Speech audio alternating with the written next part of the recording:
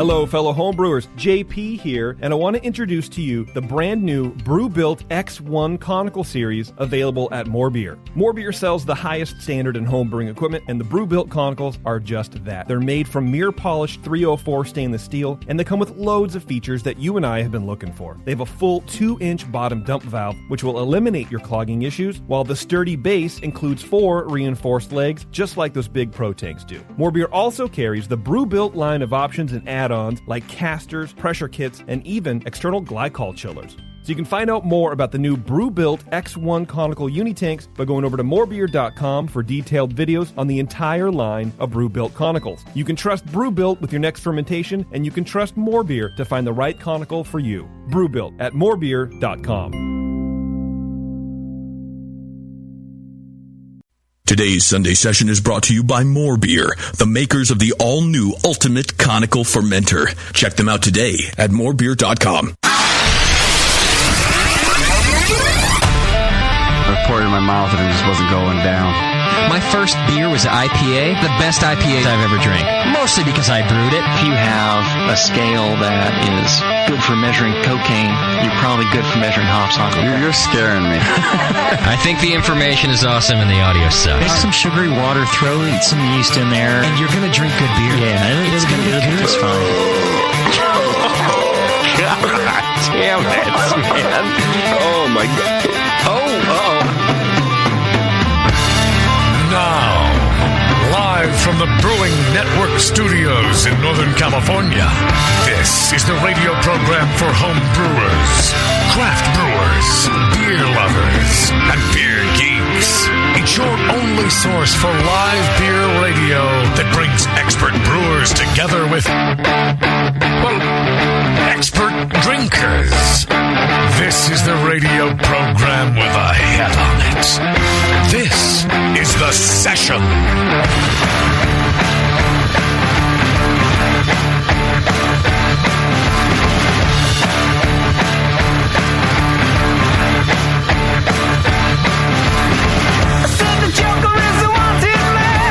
All right, beer people, back in the show for a lovely Monday session here in downtown Martinez, where the refineries are present and the women look like there's refineries present around.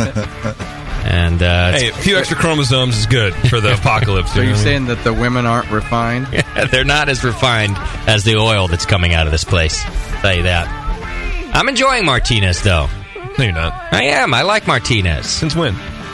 Since my neighbor this weekend climbed on my roof and cleaned out all my rain gutters and swept off all the debris from my roof. Wow. Is that the guy that does your lawn for you, too? Yes. Or does the whole neighborhood's lawn? He right? does like 3 of us. Right. And he's out there with his ladder on his own house, and I went and asked him a question about the sprinklers. You know, now that I'm a homeowner, I have to ask these. I have to learn about these things. You have to learn about sprinklers. So I ask him what he does with his sprinklers in the winter, and we talk for a couple minutes, and then he comes down from his ladder, and he brings his ladder over to my house, says, hey, hold this. Has me hold the ladder. He climbs up, cleans out all of my gutters. Spends like 45 minutes. This guy's an animal. He's just up there ripping things out. Jumps up onto my roof, sweeps off all the debris from. I have these big redwood trees, a bunch of craps on my roof. Yeah. There must have been 3 inches of soil, literally soil on my roof. I could have grown things. And these Martians That's aren't crazy. so bad. I feel like he's one in the 50,000. That's not bad. Well, right. You're a lucky guy. Wow. Yeah. I have a Martian like that next door. That's right. Cool. Yeah, but the rest of them think you're a drug dealer. That's true. Well, maybe that's what he's into, really, thinking about it. Well, I was thinking about that. Maybe that's true. He does seem kind of like a mafioso type of guy. He does have a lot of energy. Like he's a retired mafia guy? Yeah. I have been presenting myself as a very wealthy person in my neighborhood lately, accidentally. Basically, right after I moved in, I had camera crews at my house for like the first couple of weeks. That's right. A friend of mine doing a makeover television show on one of our bedrooms, plus we were producing these instructional DVDs we've been working on. Right. So instantly, the first week I'm there, I got camera crews everywhere. About 2 weeks later, a friend of Kate the Great's ships her BMW to our house because she's moving to California. She had it shipped. We picked it up for her. Nice. So that sits at a nice new BMW sits in front of my house for 2 weeks. Now, then disappears. Then disappears. Right, it's just there for a little while. We drive it around, put the top down a couple days. You know, kind of bored. Then it disappears. Yeah, then it disappears. By the way, meanwhile, my 1979 Volkswagen is also sitting in front of the house. They must just think that's how I slum it. They think that's a classic. They think that's worth a lot of money. That I'm just waiting to restore it or something. Right. Well, now, for the past week, more than a week, another friend of mine, a good friend of Doc and I, a Burning Man friend of ours, guy's got some dough, and he has a Tesla Roadster, that all-electric, like Ferrari-looking car. And he goes, why don't you just take it for the week? Just lets me borrow it to play around with it. He likes to spread the electric love. This car's so nice and so expensive, it's embarrassing for me to drive around. Yeah. Especially because I get out and look like me, all homeless. People look at you like, why? Yeah. How does that guy get that car? Since when is rich embarrassing? Isn't it poor that's embarrassing? What happened? No, not when you grow up poor. Then rich is embarrassing. It is. Yeah, and I can also tell because I live in a pretty blue collar neighborhood. It's a nice neighborhood, but it's a working class neighborhood. Since the Tesla's been there, aside from my neighbor the other day, no one will even look at me. They won't talk to me. They won't look at me. And I don't know if it's that, look at Snazzy Pants with his fancy car, or if it's that they think I'm a drug dealer. Or they have a lot of drug dealer friends. Yeah, they think it's real funny when it disappears again. Right. Yeah. Nah, you're still Justin from the block, man. Don't let it get to you. Right. Well, the funny part about this is I just have friends with money. I don't have any. I mean, everything else is my broken down Volkswagen. Right. Kate's the only one with a real job. And I just borrow a lot of wealthy people's things. You're an honorary rich guy, like you're an honorary Jew. Yeah, people feel bad for me. They're like, he's never going to get a chance to drive a car like this again. Here, take the keys for a weekend. You poor bastard. Well, with a neighborhood a maintenance guy and then your little drama, you might have a sitcom there. Bring those cameras back. Yeah, I should. So you need to figure out how to make money with those cars while you have them. Right. Because, drugs. Borrowing them doesn't really, it almost costs you more because then you have to use premium gas. No, it's all electric. Well, like with the other one. With the BMW, yeah. I'm just saying in the future. I just make Kate do it. Yeah, but I see what you mean. So you need to figure out some way to make money, like a taxi service. Drive somebody around. Then you won't feel bad about driving it. You're like the chauffeur. That's true. Right. Yeah, you're the guy. Chad saw it the other day. Chad came to the studio this week, and I was hanging out with him a little bit, and the Tesla was parked out front, and I've been teasing people like, you like my new car? And he goes out there, he's like, he knows my friend, so he knew. But he goes, it is a little embarrassing to drive around, isn't it? Just point blank. And I was like, yeah. But the fun makes up for the embarrassment. Sure. Because it's the fastest thing I've ever driven. Well, the fact also that they see you at all times of the day in your bathrobe in the front yard. It's not like they know you don't have a job. That's true. Doesn't look like you have a job at all. Yeah. The neighbor across the street has asked me a couple times, so what do you do again? I sell babies. I just run a website. He wants to see your W-2 is what it is. They probably think they probably think me and Kate are into porn, like that we're a porn company. Because I just tell people I run a website. Yeah. It's complicated to say, it's a beer thing, and then we do that. An online radio show about beer, it's hard to... Because people don't understand that. Then there's a million questions. Wait, what? How is it about beer? What do you do? How do you make money? But if you just say, I run a website, everyone goes, That's why I don't tell people I'm into bestiality, because it raises too many questions. Yeah, because I want to know what kind. Right? It's a lot of questions. Do that? Is it legal? How do you manage the fur? Whatever. How does one get into that? Right. Can you set me up with some websites? I need to sell a horse. Yeah. Mini horse, right?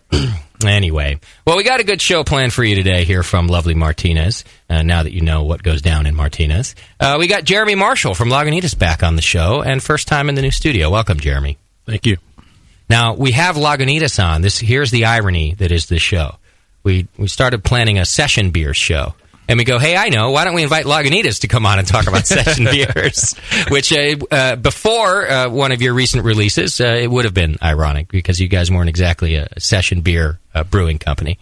But you came out with a beer that we all really enjoy called Daytime, which is your take on a session beer, right? That's correct. So we're going to talk session beers with Jeremy today. We thought it'd be a good twist on the topic because he can really talk about both sides. How it's different to brew a session beer. We're going to find out what Jeremy likes and doesn't like about particular session beers. We'll do some tastings today, and then of course we'll find out all about Daytime and talk about that. So, which apparently is tough to get right now. I think you guys sold so much of it that it's hard to even find in the store. Yeah, it went a lot better than we thought it was going to go, and the bottle that I brought is the last one I could find. Got it. I hope our lab guy's not listening, because it's a lab sample that I stole. That's the last thing you could find? It was either that or nothing. Right. I love it. Well, let's keep the bottle, and then we'll put a good beverage in there, and just put it back. And send it back. Let's throw your lab guy off. Really throw him off. Totally oxidized. Oh, my God. Looking like nuts. Everyone in the room can have 1 teaspoon. That's how we're going to taste it today. I like it. You know everywhere to look, though, Jeremy. A lesser brewer would have given up on finding a beer, but you said, no, I'm going to that lab. I know that bastard's got one more bottle for me. That's true. Perfect. So we'll do that with Jeremy. If you got questions, 888-401-BEER, 888-401-BEER. Don't be afraid to call in. Susie Q is in the chat room today, taking your phone calls and your chat questions. Hello, Susie. Yo. Did you... Sorry, I just need a moment. I've been stuck in the car by myself for like 3 hours. Had a long traffic drive? Oh, yeah. Sorry about that. No, it's all right. It's just... Long drive. People were stupid today. You have something to do the whole way. Yeah. Like what? Drive. I see. All right, well, so Susie's taking your chat questions. Just hit the chat button on the homepage or your phone calls. A few announcements to get through. Last week, we gave you a few details on our first ever Brewing Network homebrew competition. You had to buy the Hop Grenade IPA kit from our store, brew that IPA, and then send in your entries. JP, do you have those details in front of you? That's true. The opening, the window for accepting entries at the studio is December 3rd. Okay. Yeah. Let me make sure. Looks like the 3rd through the 17th. It's a 2-week window. The 3rd through the 17th. That's absolutely correct. And then actually, I got a good question about how people should label them, because usually in competitions you have to put your name and the style and all this kind of nonsense. But just include your name and address in there somewhere, not on the address label, and we'll number them when they come through and when we sort them. Okay. I think it's the best way to do it.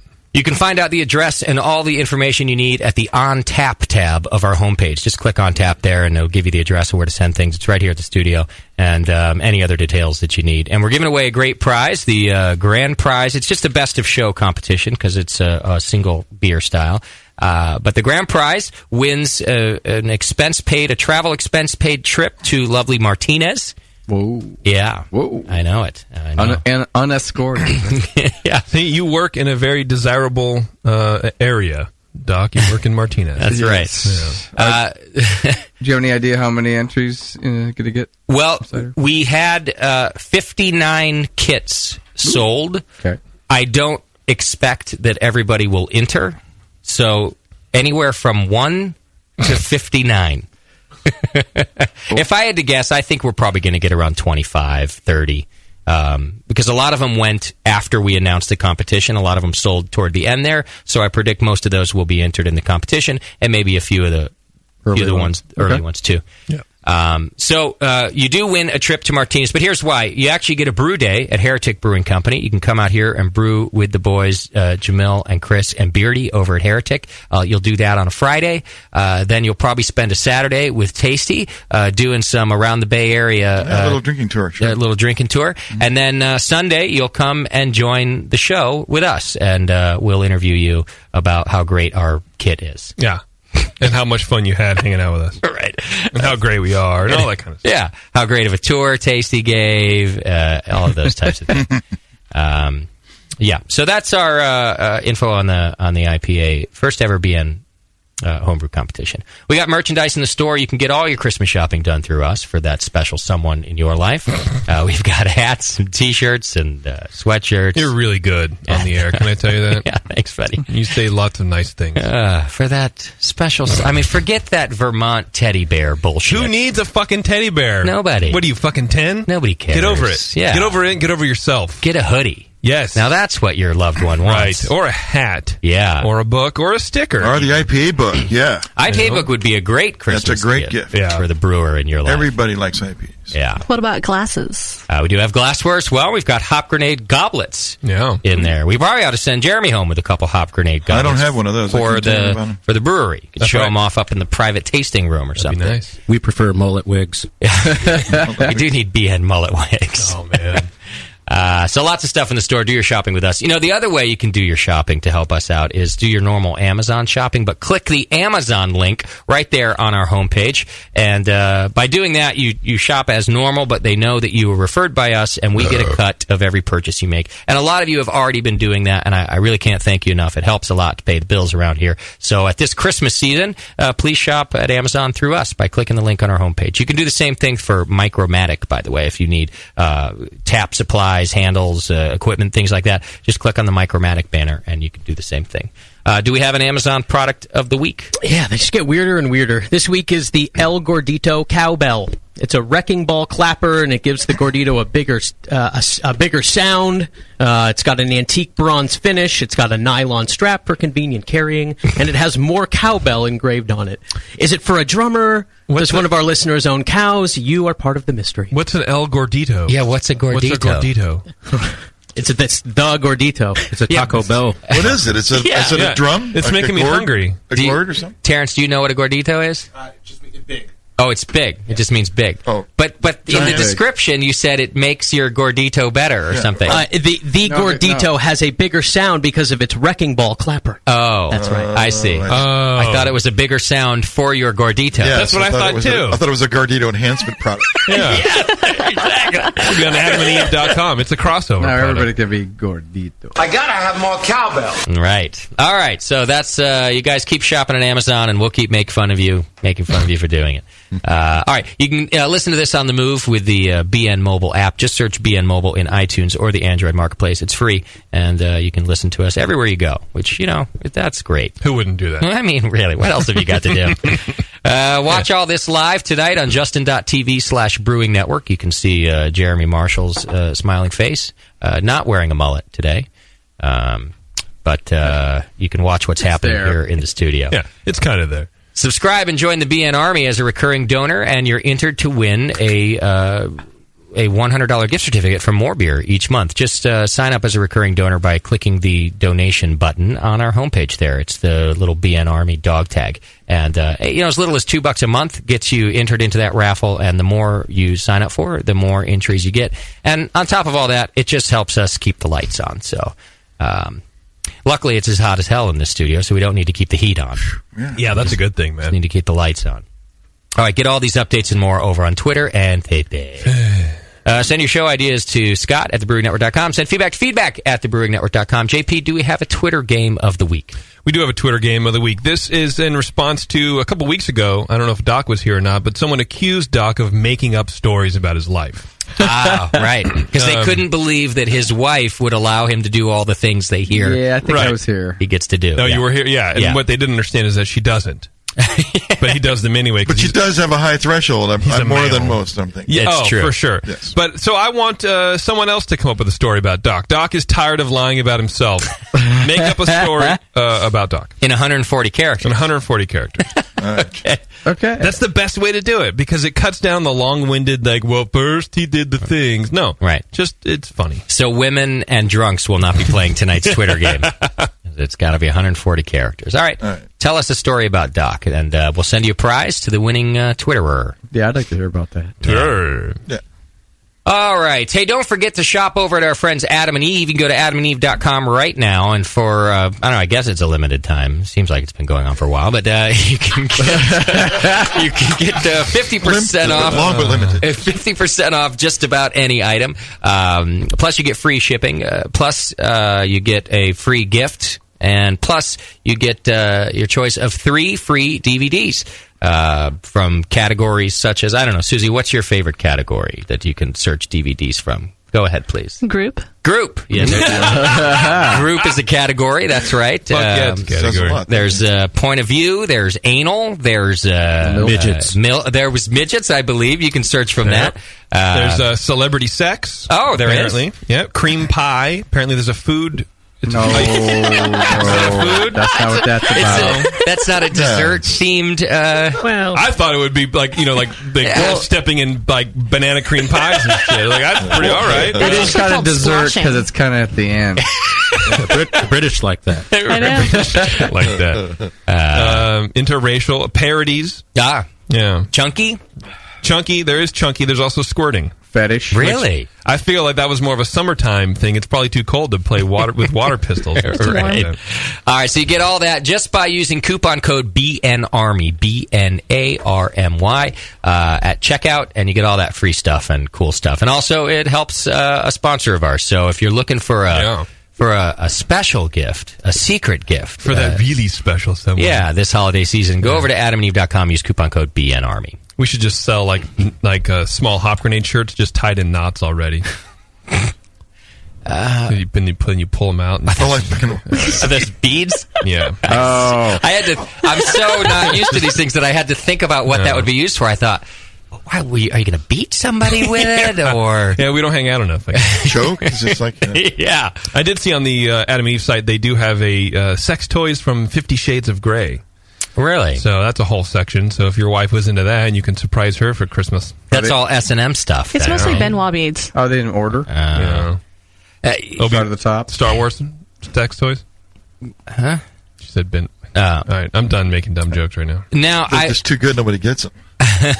Really? I didn't get it, but I heard you say it. I bet it's really funny. I don't get it, though. I think Benoit must be a Star Wars reference. Delivered. That's what I said. Is it? Is it? No. Oh, it's not? Obi-Wan? No. I don't understand. Yeah. It's Ben-Wan Kenobi. Oh, I see. Ben-Wan. I got it. See, Speaking I'm of getting it. That is fun. 50 Shades of Grey. Yes. You know, I went on vacation for a few days a couple months ago. You know, treat yourself. And did you take the Tesla? Well, I was sitting around a swimming pool at a hotel, and I'm telling you, and I don't think I'm exaggerating, 80% of the women that were reading books around that pool were reading 50 Shades of Grey. Yeah. I don't doubt it. And with that little dopey smile on their face too, like you knew things were happening down there. Yeah, for all of these women, they were probably wearing a sarong or something to cover up the wet. But never mind. And for some of them, it was an exciting thing to see. For me, yeah, okay. And others, you were like, "Yeah, I wish you were reading Reader's Digest or something else." But it is amazing that person is selling a lot of books, an awful lot of awful books. Yeah. How do you know they're so bad? They could be really great. I read a page or two. Yeah. Kate the Great had it around the house, too. And, I was having a little fun with myself one morning, and there was nothing on the TV to help out. So I thought I'd try. I thought maybe, hey, let's see if a page or two will help out. And it didn't? No. You know, I got a really great app that you can access your home computer from your phone. Just across the network. Oh, is that right? Well, just with your computers in the other room, like mine is. You just do it your from favorite your phone. files. Yeah, whatever you do. That is a new definition of lazy, right? Pretty there. good, right? You can't even go to the other room to beat off anymore. Well, no, I got roommates, man. Oh, that's true. What am I going to do? It's not mirroring over there, is it? So, like, they can see. No. Schumann's out there watching cartoons, and all of a sudden the computer fires up, and and he fires up, and we don't need that. All right. Anyway. Anyway. It's all in good fun. Let's do some feedback, shall we? Oh, feedback. Oh my God! You've got mail. Kick ass. All right, feedback's brought to you today by Austin Homebrew Supply, a wonderful newish sponsor of ours. You can go to austinhomebrew.com and check them out right now. They do shipping all over the place, and it's a great little store there. Check out Austin Homebrew Supply today. Brew Honky writes in. I wish it was Terrence. Dear Balloon Knot Pounders. I don't understand what that is. I think what is that describing? I think they think that we're like party clowns and we're doing like balloon animals. Are you asking seriously? Yeah. Balloon knot? Yeah, what's a balloon knot? It's for a chick's little thing that she diddles. It's balloon this one. knot. It's this one right there. That's called a balloon knot? Little beehole. Yeah. Does everybody know that? Colloquialism. I'm learning. Yeah. I'm as old as Tasty now. I'm the only one. I'm late to the show here. I didn't make it up. This guy wrote in with Terrence, did you know what a balloon knot was? No. It's a white thing, isn't it? Can't be. I don't think it is. You don't know. I used to call it the trucker's knot because it's dirty like a trucker. What? Yeah. Who have you been with? No, I just when you're in your 20s, you're with a bunch of dirty bras. Yeah. All right. Everyone does. Well, let's see what else Brew Honky has to say. Thanks for all the great information and tips over the last 2 years of my home brewing life. I tried listening to you guys back when I started, but I thought you were just a bunch of losers getting drunk on air and didn't want to waste my time. Then I decided to give you a second shot. And I was right. Yeah. This time you were reading feedback, and someone wrote in to say the first time they listened, they thought you were a bunch of losers getting drunk on the air and didn't want to waste their time. But they later found that you were the best all-around source for brewing information and entertainment. It was about 2 hours later that I came to the same conclusion. I've been in the BN Army ever since. So keep up the good work, respectfully from Brew Honky. Well, thank you for the backhanded compliment, Brew Honky. I also agree that our show is not for everybody, and I've never made apologies for that. Brian writes in, hey guys, the service you use to stream your live feed is now playing video ads with your sound over it. It's pissing me off. Who wants to hear some faggy Carnival Cruise commercial while I'm trying to listen to JP's faggy jokes and general faggy manner of speech? I don't understand what that means at all. I don't either. That's rude. And I'm offended. That's rude. That is rude. Sensitivity training. Tell those bastards who run the ads that they need to stop being douches, et cetera, et cetera. You know, there's something... I don't understand why it would be doing that. And I've tested our ad service, and they play as what's called a pre-roll, and then they go away. So if the ad is staying on while you're listening... I don't understand. What is it, just loop back? It doesn't even... the whole concept doesn't make sense. I think it interrupts. When we were doing the Brew Strong on Friday, people were saying, like, why are they playing a commercial over them talking? Oh, so I think it pops up. Like, I watch some international sports illegally online, and it'll do that, too. Like, every 5 minutes or something, it'll pop an ad up. Oh, I get it. Yeah. Oh, I can turn that off. They're not paying me squat for that anyway. It's based on hits, and... we have a lot of hits, and they're paying squat for them, so I'll just turn it off. That's fine. I can do that. All right. Okay, well, good. Thanks for the feedback, Brian. I think this is... I can't tell if this is one or two emails here, JP. Oh. Right here. That is one email. That's in response to the person who wrote in last week asking if they can... culture Brett, 100% Brett from that bottle of Brux. Okay. Hey, guys in Vivo. I ended up emailing Vinny about the strain of Brett used for bottle conditioning. I copied and pasted his response below. See, that Vinny's quick. Yeah. I said it might take him a year to get back to you, but he did it in a week. He's known to be pretty good at it. Oh, boy. It takes him a while to get back to Justin. All right. Well, he's not brewing a lot. I mean, what the hell is he going to do? Vinny wrote back, hey, Andrew, thanks for the email. Actually, the dregs of Brux is a mix of three yeasts. The base yeast, Saccharomyces, and a mix of Saccharomyces and Brett. There is only 100,000 cells of Brett in the bottle also. With that said, the base yeast is French Saison yeast from Wyeast, and the bottle conditioning is Wyeast Brett Brux, and T58 from Saf Brew. If we do this again, we would not use Saf Brew T58. I would replace it with a wine yeast. So, again, the mix in the bottle is only 1 part Brett and 9 parts Sac. Thanks for the info. This is from Andrew. Thanks for the info. I had no idea that Vinny was such an outreachy guy. Yeah, me neither. Yeah. No, he's always been cool about his that. Reputation. I know. He's always... And I make fun of him for it every time he comes on the show, and he goes, no, you're the idiot who doesn't answer emails. Anyway, there you go. Thanks for sending us the answer back, too, so we could share with everybody. Tim from Colorado Springs writes in, I recently won first place in a homebrew competition, and no thanks to you fucknuts. No. I entered 2 beers into the Colorado State Fair homebrew comp back in August. 1 beer, an Apricot Blonde Ale, won the gold medal in the fruit beer category. The funny thing about that is I brewed this beer from an extract kit from Northern Brewer back in March of 2012. I really didn't even know what I was doing back then. I didn't discover the show till April. Since then, I've learned so much from Brew Strong and the session, having gone back and listened to much of the archives. I'm stoked because I have all the knowledge now, and having brewed 3 times with success, blah, blah. Keep being awesome, JP. Tim. I don't understand the point, but I'm glad you won a competition and we didn't help. No. Chad writes in, greetings, asshats. Why the fuck do all breweries insist on bottling specialty and one-off beers in fucking 22-ounce bombers or 750 mils? I hate it, and I want to see it changed. Reason number 1, almost all specialty beers are huge on alcohol. I don't need to drink 2 glasses worth of 9% beer. Reason 2, most brew pubs serve their high alcohol beers in 8-ounce glasses. By the way, he's cussing every 4th word. I'm just skipping over. No wonder he drinks He's very angry. 8-ounce glasses to avoid overpouring.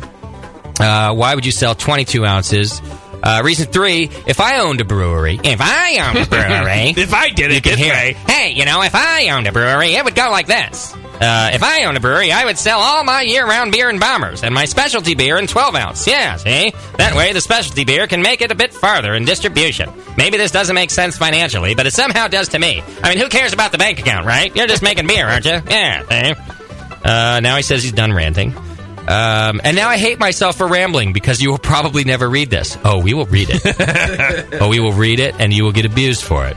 He's also really hammered. I took out the other 3/4 of his email, which gave his drunk of the week stats. He's been drinking a bunch of 9% beers and then decided to write that. Okay. Yeah. Right. I don't like it, but I will drink them and buy them and consume them and then wonder why people have them for sale. He's only drinking them out of 8-ounce glasses in his defense. Oh, well, that's true then. So, his last dig, he wants to say suck it to Spider Wrangler in the forum for responding to every forum post before anyone else has a chance to. He's angry about a lot of things. Jeremy, any insight into why all specialty beers are in big bottles? We're working on a solution for this guy. We're going to start putting all 22-ounce, 12% beers in 6-packs. I love it. That's what we're thinking. Yeah, I think you have solved the problem already. It's a really big 6-pack, so if you're a big guy, it looks normal. Right. Right. So if you're most of our listeners, it will look like a regular-sized 6-pack. I only have 6-pack. Love it. Yeah. I don't know. I think Jeremy said it all. Justin Williams writes in, hey guys, I'm a new listener. I love the session. You guys are awesome. I'm streaming from the app. You guys are saying it's Mother's Day. Do you play reruns often? Thanks from Justin Williams. Yes, we do play all week long when we're not live. You are listening to about 5 years of archived shows. So yeah, that's there you go. What do you think? We're not live 24/7? Yeah, that's what I'm saying. What do people think that it happens around here? We just sitting here every hour of every day? We should. Justin couldn't afford to pay us for 24 hours. That's a lot of zeros. I would have to at least quadruple your paychecks, and that would be ridiculous. All right, Joe writes in, JP rocks, and we need to hear some of that other show that should not be named. So there you go. Well, JP. there you go. I thought aren't you going to start doing it with Terrence or something? Hey, if we can, I'm just saying, it needs to happen. You'll have to pay me a licensing fee, but I'll pay you. I'll tell you what, I will pay you half of what you pay me. Okay. Shit. So I'll owe you. You can split that with Terrence. You can split that with Terrence. Yeah, and we'll split the rest with Terrence. Okay. Finally, JP writes in. Did you write in your own thing? No, I hope he's got a beer question. JP writes in, I wanted to tell you that my cats have been really nice as of late. They are really cuddly and all coming up to me and laying on me and things, and it feels nice. From JP. Yeah.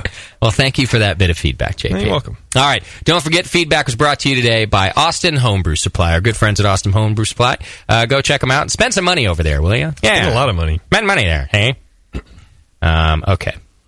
I think what we should do now is take a break.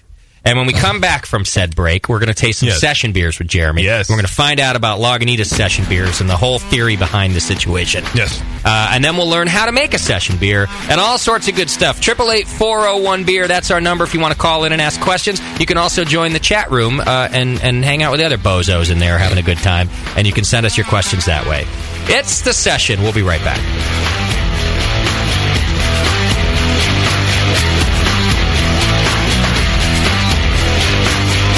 You're listening to the Brewcasters. Brewcasters on the Brewing Network. Since the first time the Brewing Network microphones turned on, More Beer was behind it. More Beer sponsors the programming on the BN because, like you, they love brewing. And like the Brewing Network, they love sharing their knowledge. Morebeer.com isn't just a website to place your next equipment or ingredient order. Morebeer.com also gives you access to free beer information that will make you a better brewer. Go to morebeer.com and click into the Learning Center. You'll find podcasts, technical facts, video tutorials, and more, including access to The Buzz, More Beer's social network of more than 5,000 members. And some of them might even be crazier about beer than you are. Get over to morebeer.com today and take advantage of The Buzz, the forum, the Learning Center, and make sure you're signed up to receive the newest More Beer catalog. More Beer, bringing you absolutely everything for beer making. Hi, I'm Jamel Zanishev, and in addition to my work on the Brewing Network, I write the Style Profile column in every issue of Brew Your Own magazine. Hi, I'm Sean Paxton, and when I'm not prepping for the Homebrewed Chef on the Brewing Network, you can find me writing articles on how to cook with your homebrew for Brew Your Own magazine. Greetings, cretins. This is John Palmer, and when I'm not writing for Brew Your Own, I'm reading it. John Palmer, Sean Paxton, Jamil Zanishev. If you love listening to them on the Brewing Network, you'll love reading their articles, tips, and recipes in the pages of Brew Your Own magazine. Join Jamil, John, and Sean 8 times a year in Brew Your Own.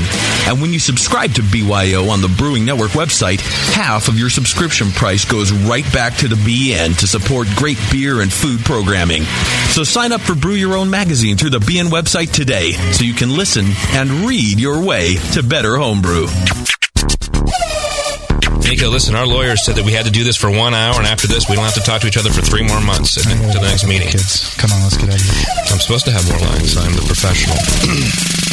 Hey, it's Sully. And I'm Nico. And we opened the 21st Amendment 9 years ago at 563 2nd Street in San Francisco, just 2 blocks from Giants Park, to make great beer and have a great time doing it. That's right, because to us, the 21st Amendment is more than just the right to make beer. It's the right to experiment, to be innovative, and just do things differently. And so now, we're putting our craft beer in cans. That's right, cans. You can find our world-famous Hell or High Watermelon Wheat Beer and Brew Free or Die IPA throughout California and Alaska. And now it's also available on draft at select accounts in the Bay Area. So next time you're at your local neighborhood pub or good beer store, be sure to ask for 21st Amendment in cans. Because everyone likes it in the can. Tasty crack cans. Tasty crack can. A vial of White Labs yeast is the key to your best beer. When you open a vial of White Labs yeast, you're giving your beer its best chance for a perfect fermentation. In addition to their already incredible variety of yeast, White Labs is proud to announce WLP 90, San Diego's super yeast, now available year-round. WLP 90 is super clean, super fast fermenting, with low esters and has a neutral flavor and aroma profile. It's alcohol tolerant and highly flocculent. For more of the latest White Labs news, click over to whitelabs.com, where you can read reviews of yeast, learn in the lab section, and join the customer club. And if you should find yourself in San Diego, White Labs has a brand new training facility for craft brewers and home brewers alike. Whitelabs.com. Discover yeast, nutrients, enzymes, and more for commercial breweries, home brewers, and homebrew stores. White Labs. It's all in the vial. Williams Brewing is your online resource for prompt delivery of quality home brewing supplies. Since 1979, Williams Brewing has offered the finest equipment and freshest ingredients and the best customer service in the business. Cut hours off your brewing sessions by using one of our 11 varieties of famous Williams malt extract. Our Williams Belgian Pale Extract is mashed with pure Belgian 2-row malt and a small percentage of Belgian wheat malt for an authentic Belgian character you just can't get from other extracts. Or check out our unique fermenters, 2.5-gallon kegs, paintball tank-based draft beer equipment, bottling aids, and much more. We even have our own line of precision hydrometers. Go to williamsbrewing.com to browse our vast selection. That's williamsbrewing.com. Orders placed by 3:30 p.m. Pacific Time ship the same day. Brewing is easy. The Williams way. This is www.thebrewingnetwork.com. Sit down next to it, grab yourself a paper towel, and watch those yeast have sex. You're listening to the Brewing Network.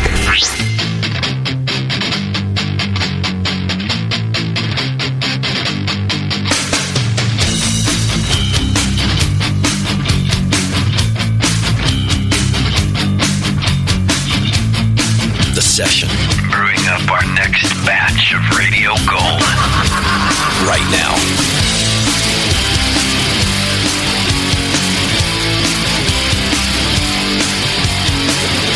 Hello, everybody. Thanks for sticking with us through the break. We're hanging out with Jeremy Marshall from Lagunitas. He's the brewmaster up there. And I got to find out, before we dive into session beers too far here, the new stuff that's going on at Lagunitas. You have a brand new brew house since the last time we've spoken to you, I think. That is correct. How's that going? It's going pretty pretty good. So, I mean, do you want to know about like the last 5 minutes, or just today? How does it usually work? Past week? I want to know where you spend your time now that you have 2 fully functional brew houses going. Well, luckily, the old one is sleeping, and we're using it to only do project brews. Oh, that's cool. And and Imperial Stout. I was under the impression that to meet the capacity that your popularity has demanded, you'd have to run 2 full brew houses. That will come. It will, okay. Yeah, but right now the tired one is sleeping and the new one is running, and everything's running 24/7 already. Right. We didn't beef up filtration, and we're in the process of beefing up packaging because everything needs to be proportionate to each other to keep the traffic flowing. So to I speak. see. So filtration's going to go to 24/7, which for any brewers listening, you know what that means. That means whiny brewers. Right. Yeah. And but brewing has always been 24/7, and it actually went really well. So to make the transition. Mm-hmm. I can't help but think, so I haven't seen your new brew house, but I've seen your old brew house, and it's kind of badass. And I kind of feel now that you're like a spoiled kid, that your spare brew house is so badass and it's just sitting there. You're like a kid in Martinez driving a Tesla. Yeah, that's kind of true. The new one is even more badass. Is it? So I think that the guys have learned to prefer it. Oh, is that right? It has more toys, more meters, instrumentation, things like that. But German system? Yeah, they're identical. Oh, they are? Okay. So there wasn't a big learning curve for the guys, I would imagine. A little bit. The guys that we bought our brew house from have put in some other systems in between ours 4 years ago and ours this year. Okay. And the nice thing, they're a really small company. It's just a couple guys, and they're kind of like ninjas. They respond very, very quickly.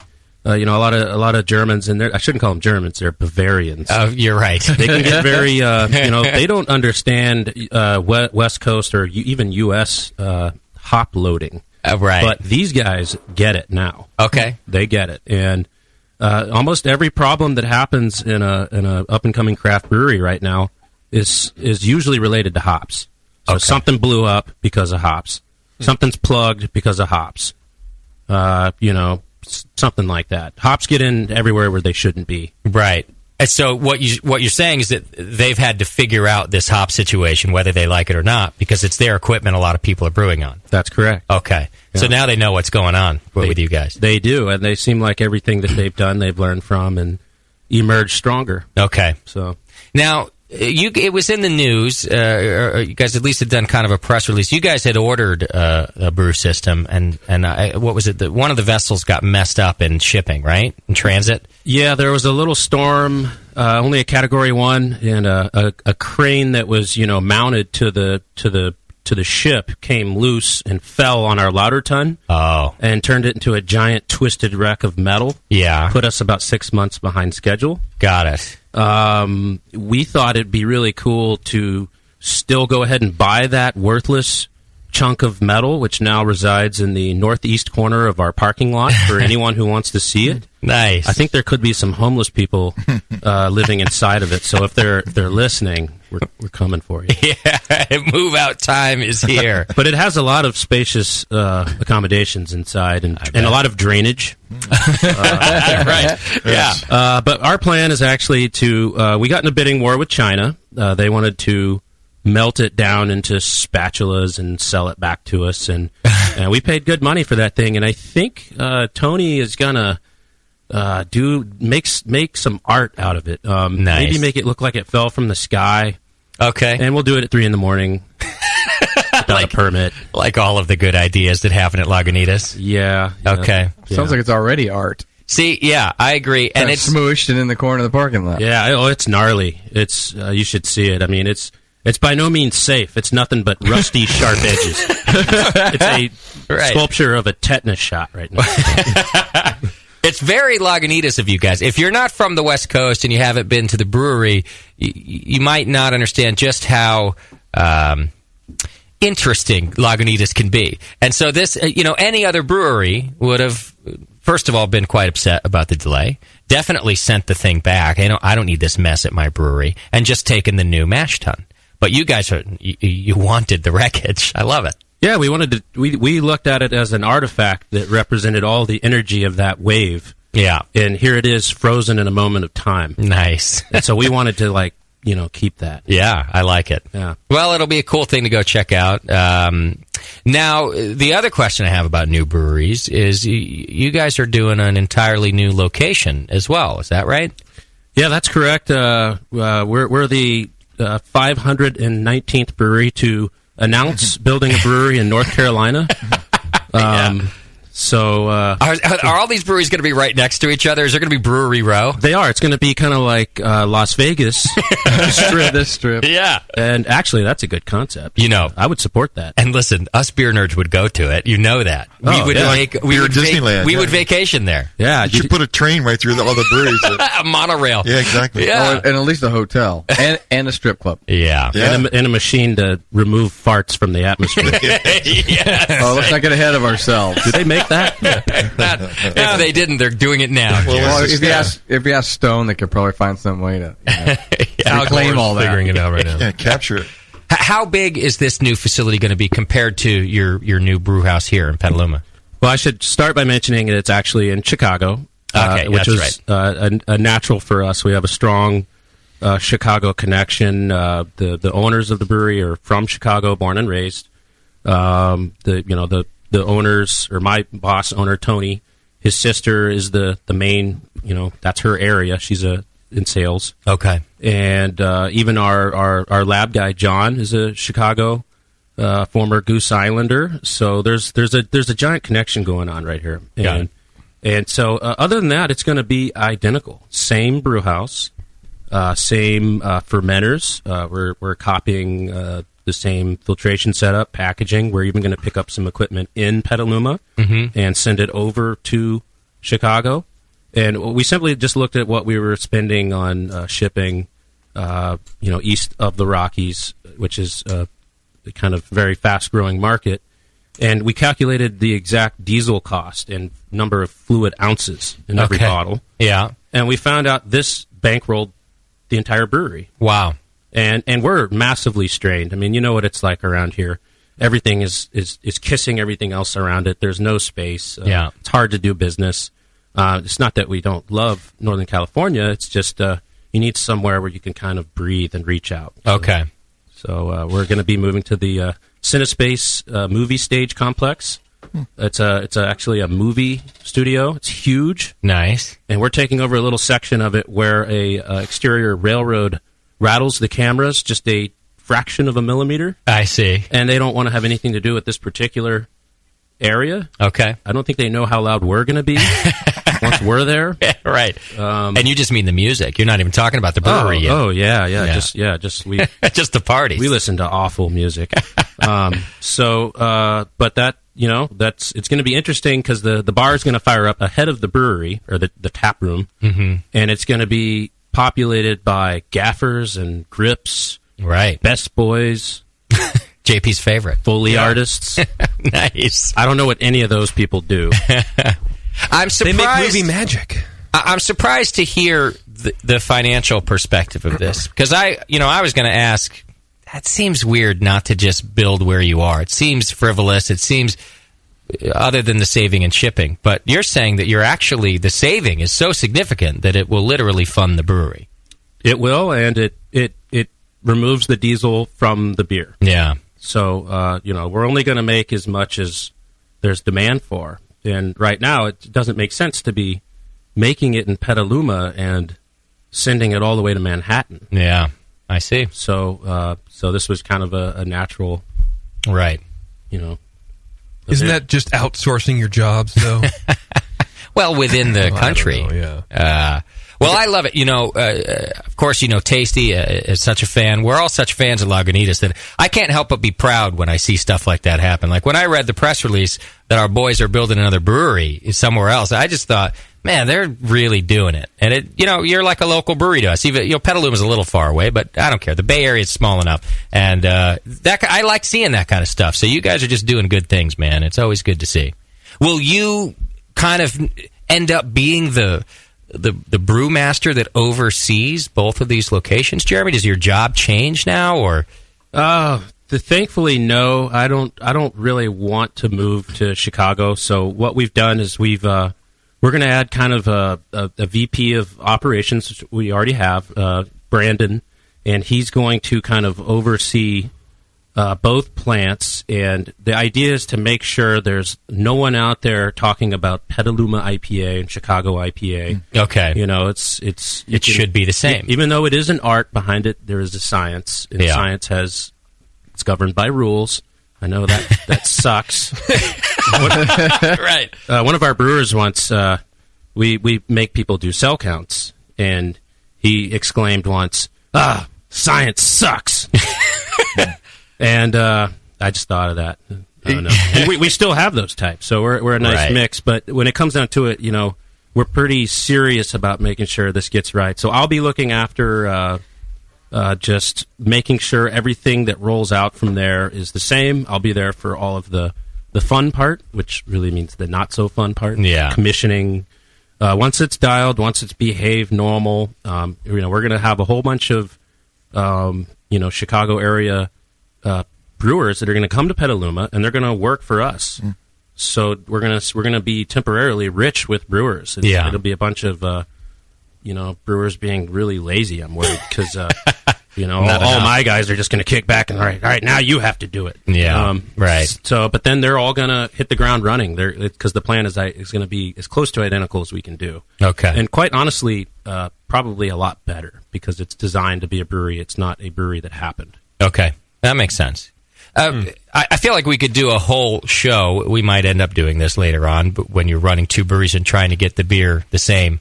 But still, at the risk of going too far off topic, what do you think is the most challenging part of getting these two breweries to produce beer that tastes the same to big fans like me? Is it water?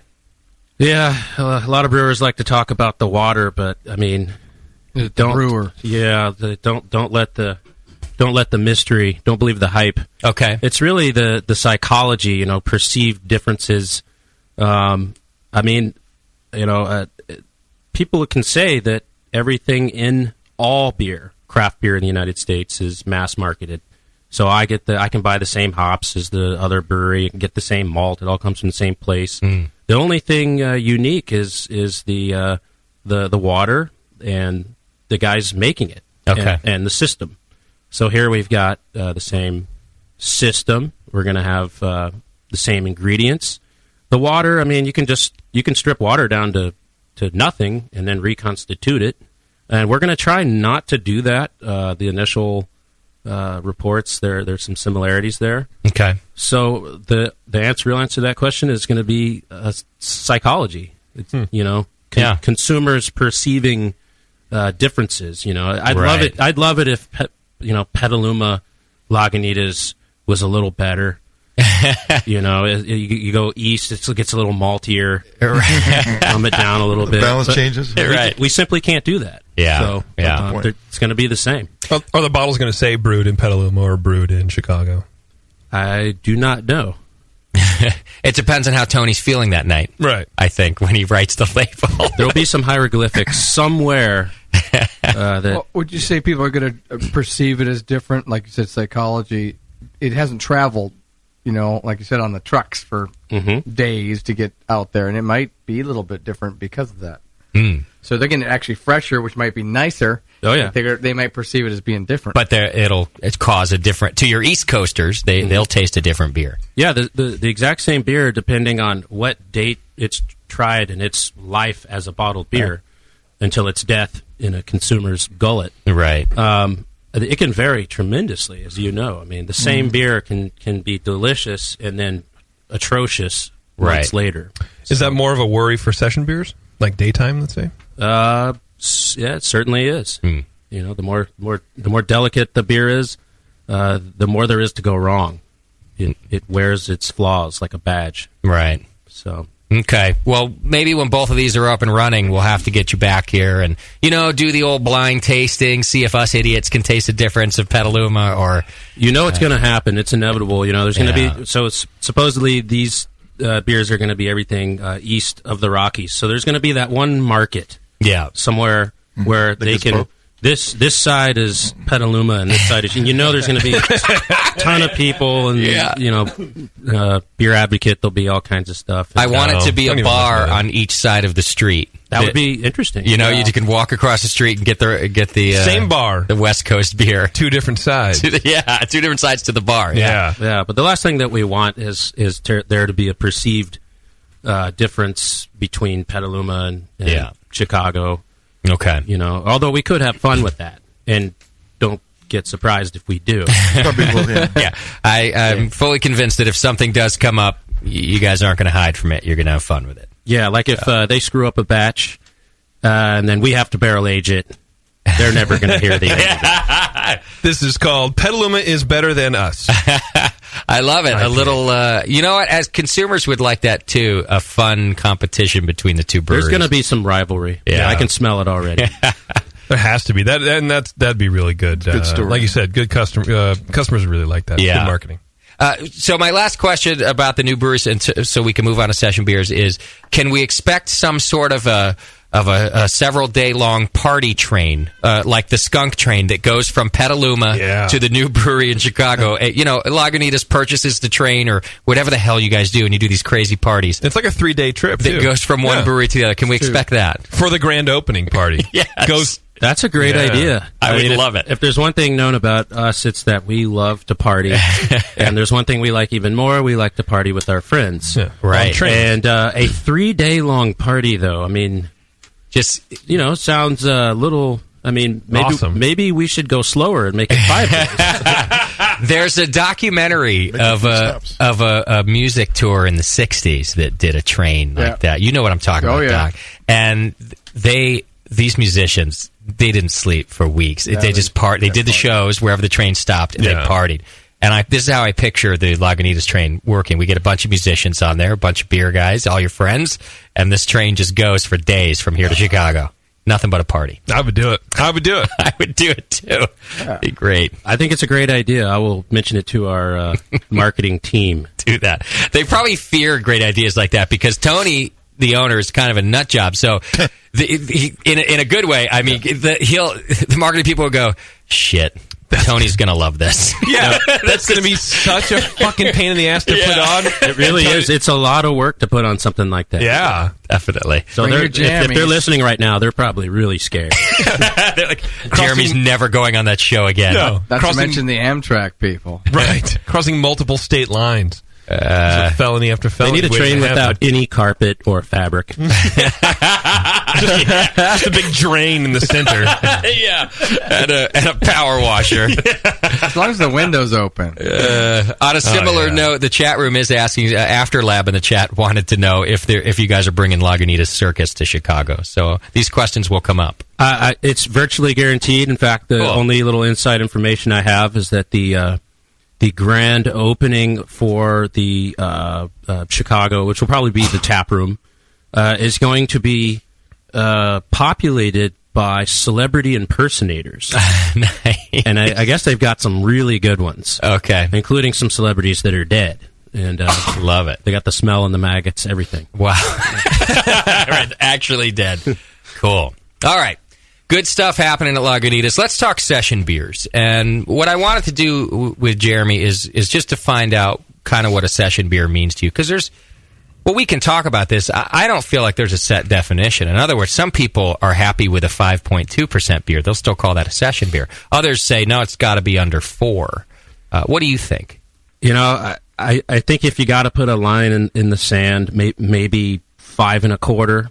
Or less. You're up there, okay. Yeah, I don't really know. I mean, there's some out there that are in the 3s, right? And there are some that, like, obviously ours is in the mid 4s.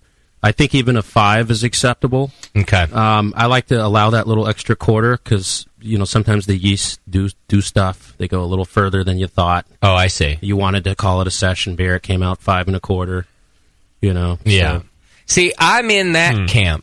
Even though I understand the argument for less alcohol being a session beer, to me, a 5 1/4 beer is a very mild. I'm used to 7% beers and above, so I feel like 5 5-ish is for me. But JP's a much lower. 4.9 is the threshold. I thought you were low. I thought you were like 4. Are you being serious? Different. I thought you were 4.2. I thought you were way down there. I enjoy those beers, and those are the kind of beers I like to brew. But as far as commercial, if you're a 5% beer, I'm not calling you a session beer. So under 5. Yeah, under 5 for you. Okay. What about you, Doc? What do you think? I think in the whole scheme of things, I'm in the low 4-ish or less. Okay. Not that I really want to brew or drink them, but it's the whole idea is to see how well you can brew a low alcohol beer. Right. It's still tasty, still got the mouthfeel in the body, but be low enough alcohol so you can slam back quite a few of them and not get hammered. Right. So it's kind of the essence of it. To get down there. Yeah, but when your commercial beer, it's a little bit different ball game. Right. So yours is 4.5. You said the daytime. Yeah, it's about 4.6. Okay. And kind of walk us through your idea for this beer. Even by the name, it kind of insinuates that you're looking for something that you can enjoy during the day and not get hammered, right? But I think there's more to it than that because you guys are big on flavor. And I know you in particular, Jeremy, you like these flavorful beers. So getting to do that in a session beer, how did you approach this and think about it? Well, the biggest challenge was having freshly gotten a brew house designed to do large batches of gnarly wine. So that's a 27 Plato. That's our brew house was designed to do very large 27 Plato beers. Wow! Yeah. And then out of the blue, they hit me with, we're going to do this session IPA. It needs to be about 4.5. And I'm like, the brew house you just bought, kinda. The reason being is that the Germans call it the cake or the lauter bed. Your grain bed basically. Mm-hmm. It needs to be so deep before you're going to be able to support an effective filtration. Okay. And this was a real challenge. So the first thing that we had to do to maneuver around that was to figure out what was the biggest, absolutely the biggest batch we could safely do. Mm. And so we had a bigger, a deeper cake. Okay. In the lauter ton. And we figured out what that was. It ended up being, the number is about 330 barrels, or 660 kegs for the listeners that aren't speaking in terms of barrels. Okay. And then that got us our minimum. It's about a foot. To have an effective filtration. Give me a comparison. How big would, say, the IPA be, or something? One of those beers. How many kegs would that be? Those batches are about 250. Okay, so it really had to go up significantly to get this grain bed. We had to go up. And for perspective, what's the diameter of your mash tun? It's 27 feet. Okay, so it's huge. You can see why it doesn't form that big a layer. Kind of like a tuna can.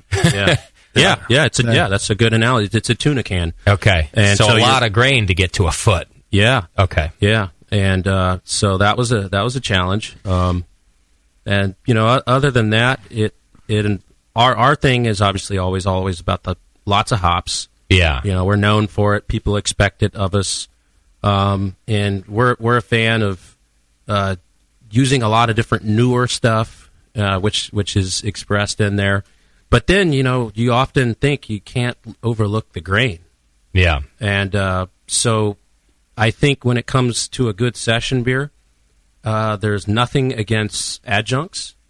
And when I say adjunct, I mean them all. So corn and rice, if you're into that sort of thing, but definitely rye, oats, spelt, sorghum. Okay. Something that can impart a nice little bit of graininess is important in there. Let's taste some of these other examples that we have while we're talking about this so that we can maybe pick out some of the things that we like and don't like. Now, you had the shift from New Belgium first earlier on in the show. Have you had that before tonight? No, I have not. Okay. So we've been liking this beer quite a bit lately. Somebody just picked some up. We just happen to have it. And now that's a lager, too, right? Yeah, and it's barely a session beer by our definition we just discussed. This one clocks in at 5. At 5, right there. Okay. And I'm not sure if they're using adjuncts in this beer or not. Is that what we're drinking right here? No, the glasses are Full Sail Session. Okay. Well, that's another good example, too. In fact, it's interesting how close session tastes to shift. And is Session a lager also? Yes, it is. It's a 5.1. Let's try them side by side. Okay, yeah, there you go. You've got the shift in front of you there. It's a good point that you make to go that you're not afraid to use adjuncts in a lower alcohol beer, whether you're looking for flavor or body or what, right? Yeah, a lot of people have these definitions about what is craft beer. You know, are you small? Do you use no rice and corn? Is it one batch all the way through? In other words, no intentional blending. Mm-hmm. Those are all definitions I like to throw out there. But really, I don't think any of those apply. I got nothing against the use of rice and corn, and I think that it's fully acceptable for a session beer. Yeah. You know, we've talked about that on this show for years. I think Doc was the first one to come in here and, you know, talk us through making lagers and stuff, and always said, yeah, I have nothing against using corn in a beer. It's just another ingredient that you can use, and there's nothing evil about it just because a company you may or may not like uses it. Yeah, you can always paint a better painting if you got more colors on your palette. Yeah. Right, Scott? But is rice and corn going to add much, background character to the beer? Isn't that just going to make it light? And in session beers, to me, what you're trying to do is, like you mentioned, like some of the like sorghum and rye and stuff like that, malts that will show up in the finished beer. Rice and corn may not do that as much. Well, but that's what Vinny did with Planet of the Elder. He put sugar. Sugar is an adjunct, isn't it? Yeah, but he's not making a session beer. He's making he's trying to make a drier. But it's the same. But it's the same thing, right? The principle. The principle is the same thing. He's adding something that's not traditionally added to a beer. Well, I mean, I guess traditionally you can blur the line there, but he's adding something other than straight malted barley but just adding to hide the final product. Right, but it adds no malt character to the beer, even in a Planet of the Elder. I'm saying in a session beer, malt's all you got to say, because in the end, you got to have flavor in your beer. It's got to come from somewhere. Right. And so you're looking for character. At 4.3, 4.4%, you got to have something show up. I see what you're saying. Okay. I understand your point, Tasty, because if you're just going to chuck, say, bags of dextrose, that's it's corn-derived sugar. It's a great way to up the gravity of a beer without adding, a whole lot of maltiness, a whole lot of flavor. That kind of goes against the idea of a session beer, which is, hey, we want a low alcohol here. You're going to be chucking in the dextrose if you're looking for a higher alcohol. Right. And so that's kind of what I was getting at with the sorghum and the rye. Ingredients that, have quite a bit of bang for their buck, but for their, they're still adjuncts. Right. So they're, not just malted barley. Okay. Is there anything notable about either the shift or the session beer that you either like or don't like, something that you wouldn't be looking for or would be looking for in a... Well, I mean, we're such a hop-forward... both of these are really well put-together beers. I would say that the session beer has more of that classic kind of green apples, a little bit of sulfur. This is a beer that my dad would like, and he would say, that's got that flavor that I identify with. And, by all statistics, the vast majority of beer drinkers, And when I taste the shift, I get a little bit more, though it's also a lager, I get a little bit more hop character and a slight alienness, for lack of a better.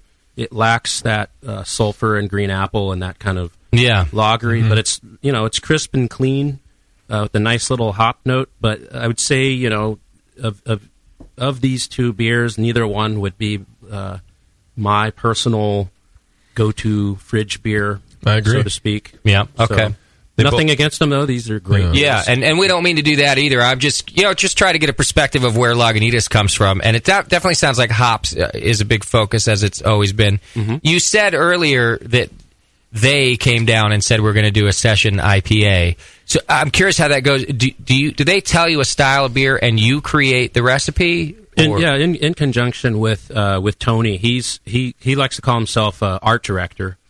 And if they let brewers design all the beers, we'd be in deep trouble. We'd have. We got an idea going around of a beer that tastes like sushi. I don't think the world is ready for that. Although a lot of homebrewers are probably intrigued right now. Oh, they've been doing it at homebrewers for 20 years. Not even knowing it. Another guy he's into circuit board aging. says he's found a solution for all the e-waste. He said lead and mercury actually have a nice mouthfeel. Right. I said, you know what? You're never designing a beer ever again. Yeah, stay out of the brewery. But, sit in your car for your whole shift. Yeah. Brewers just want to get crazy. They want to triple barrel age everything and throw in a whole lot of weird stuff that smells like shampoo. We're just keep it real. We kind of let the calls come from down, and then Tony's kind of art director.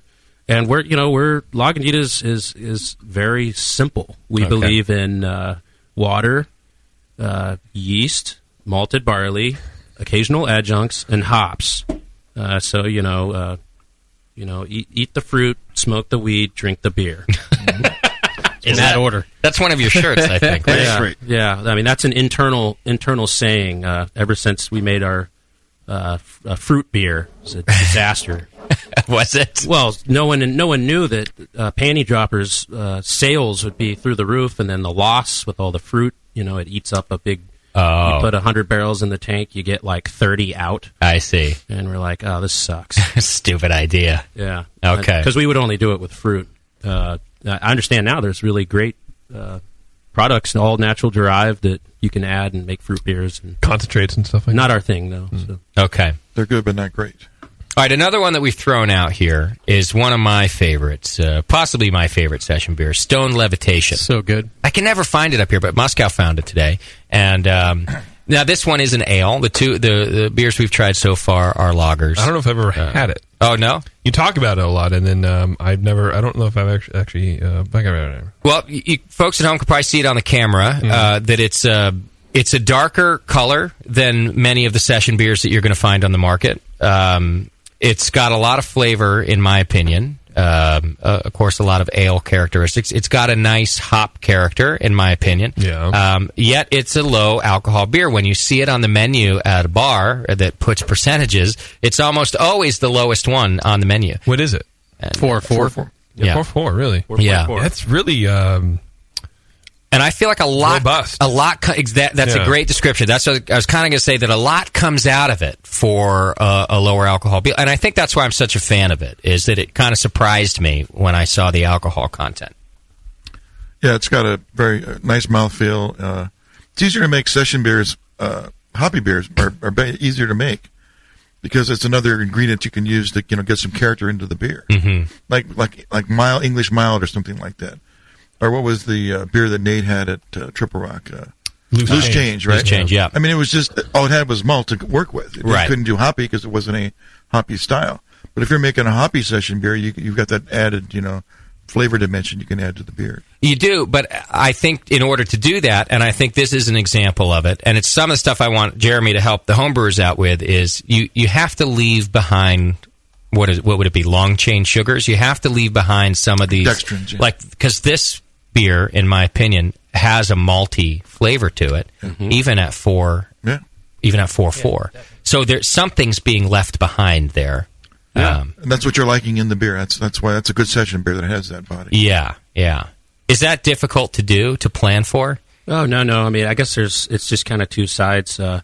One would say, I mean, it's simply you can do some more darker colored malts, especially Crystal has some less fermentables, but higher mash temperatures. Okay. You could have a higher starting gravity. Like for instance, Daytime is in the high 11s, but we could have made it a 13 Plato and mashed it in much hotter, and then had. But then you start to flirt with the boundaries of session. Session implies you're going to have a lot, and when you have a lot of the sugars in there, you might only have 2. Right. But then someone else could say, well, that makes it even more sessionable because you got full and you drank even less. Right.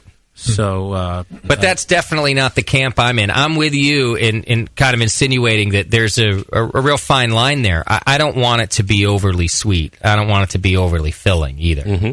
But I like a little backbone to it, and it's still low alcohol. But this is a good example of exactly what you just said. Okay. It's like right on that cusp. Kind of perfectly balanced. It definitely has more mouthfeel. Yeah. And, it lives up. Human beings are very visual creatures. So when you see that darker color, you automatically expect you're going to get a little bit more flavor, a little bit more robust, a little bit more of a granola bar in there. Yeah. Chewy. Yep. and it certainly has it, but at 4.4%, it's still a session beer. Sure. So it doesn't work for me. Okay. I'll tell you why. Because it's too residually sweet.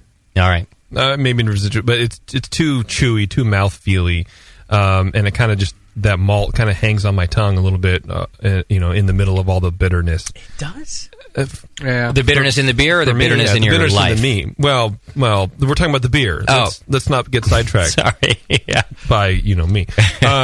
So I don't think I could just drink this all day. Okay. I could have one or two, and then I would just go back to Bitter American. Got it. Yeah. Okay.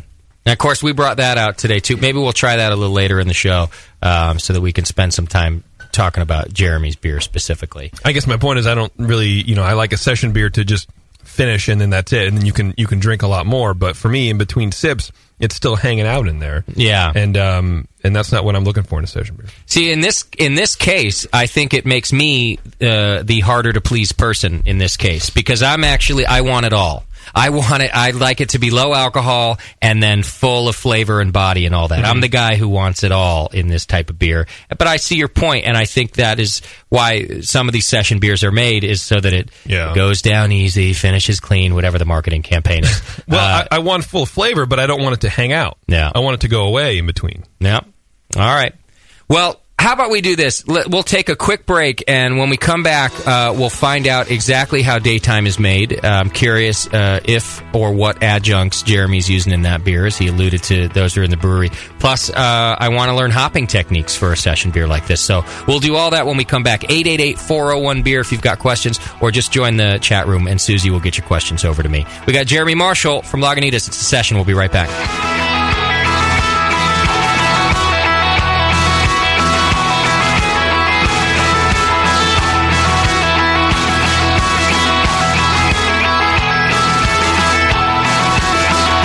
Listening to the Brewcasters. On the Brewing Network.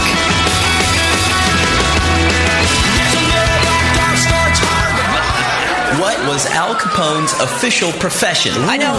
Your next homebrew club meeting, beer tasting, or weekly hangout just got a lot more fun with a brand new Pub Trivia board game from University Games. In the new Pub Trivia, teams of 2 to 10 can go up against 1,000 new questions in 5 different categories. No drinking required, so everyone can play Pub Trivia. Sports, science, history, entertainment. There's something for all trivia lovers in the new Pub Trivia board game. You can find Pub Trivia at your local Walmart store or online at rugame.com. That's rugame.com.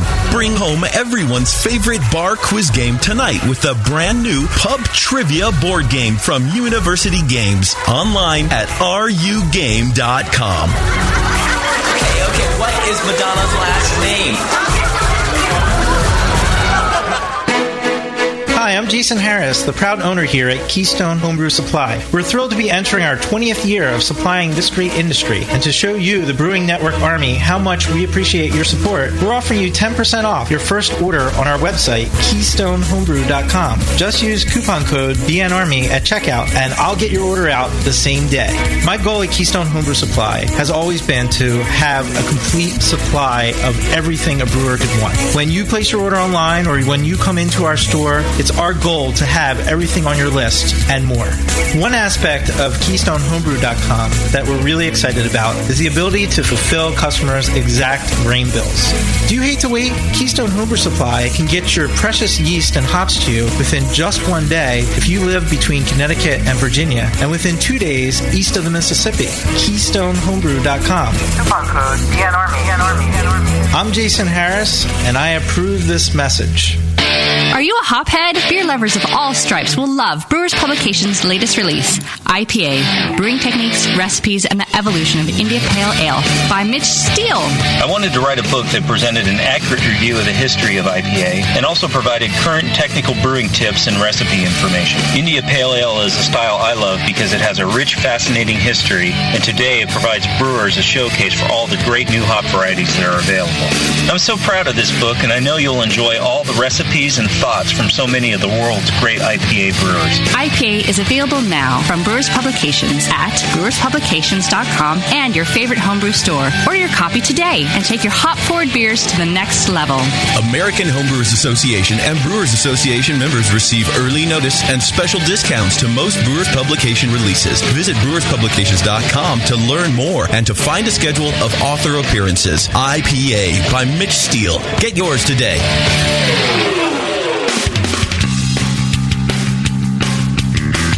Hey, my brewing brothers and sisters. This is Jamel Zanishev, and I want to tell you about my favorite Heretic beer, Shallow Grave Porter. I love the rich, malty character of this beer. While full and rich, Shallow Grave has an easy drinking finish that isn't too sweet. I've always loved my homebrew porter recipe, so when it's time to brew Heretic Shallow Grave, I started with that in mind. But I tweaked it with all my latest recipe ideas. Just like in homebrewing, I made sure we used only the finest malts that would produce the ideal flavor for this beer. We used select British malts to get the rich chocolate and caramel flavors, and we spared no expense.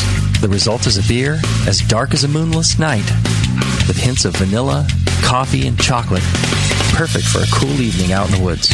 Cheers.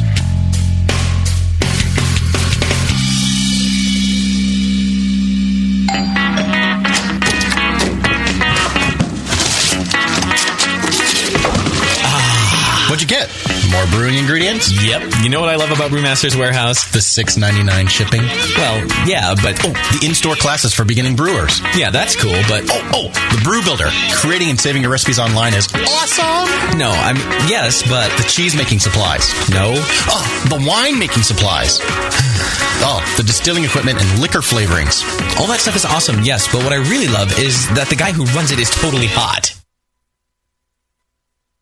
And that Brew Builder software is awesome. Oh, yeah. Brewmaster's Warehouse brings you flat rate shipping on great equipment and ingredients to make beer, wine, cheese, and spirits at brewmasterswarehouse.com. And if you're in Georgia, stop by Brewmaster's Warehouse Monday through Saturday from 10 to 6. Visit brewmasterswarehouse.com today because it's totally hot. Oh, yeah. What's funny is brewers will say, yeah, I don't brew to style. I'm brewing my own beer, and it's like a German Pilsner, but it's black. Yeah, it's a sports beer. You know?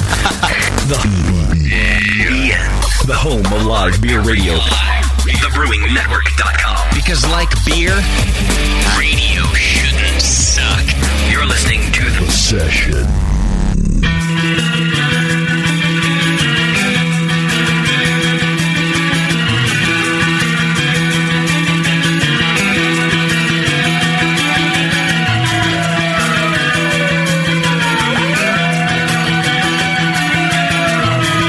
Tuned into The Session. Because life's too short to listen to crappy radio.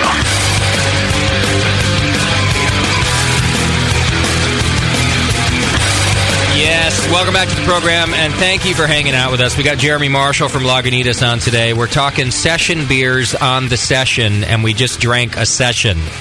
Yeah, we had a session of it, too. Session cubed today so far. Now, Lagunitas...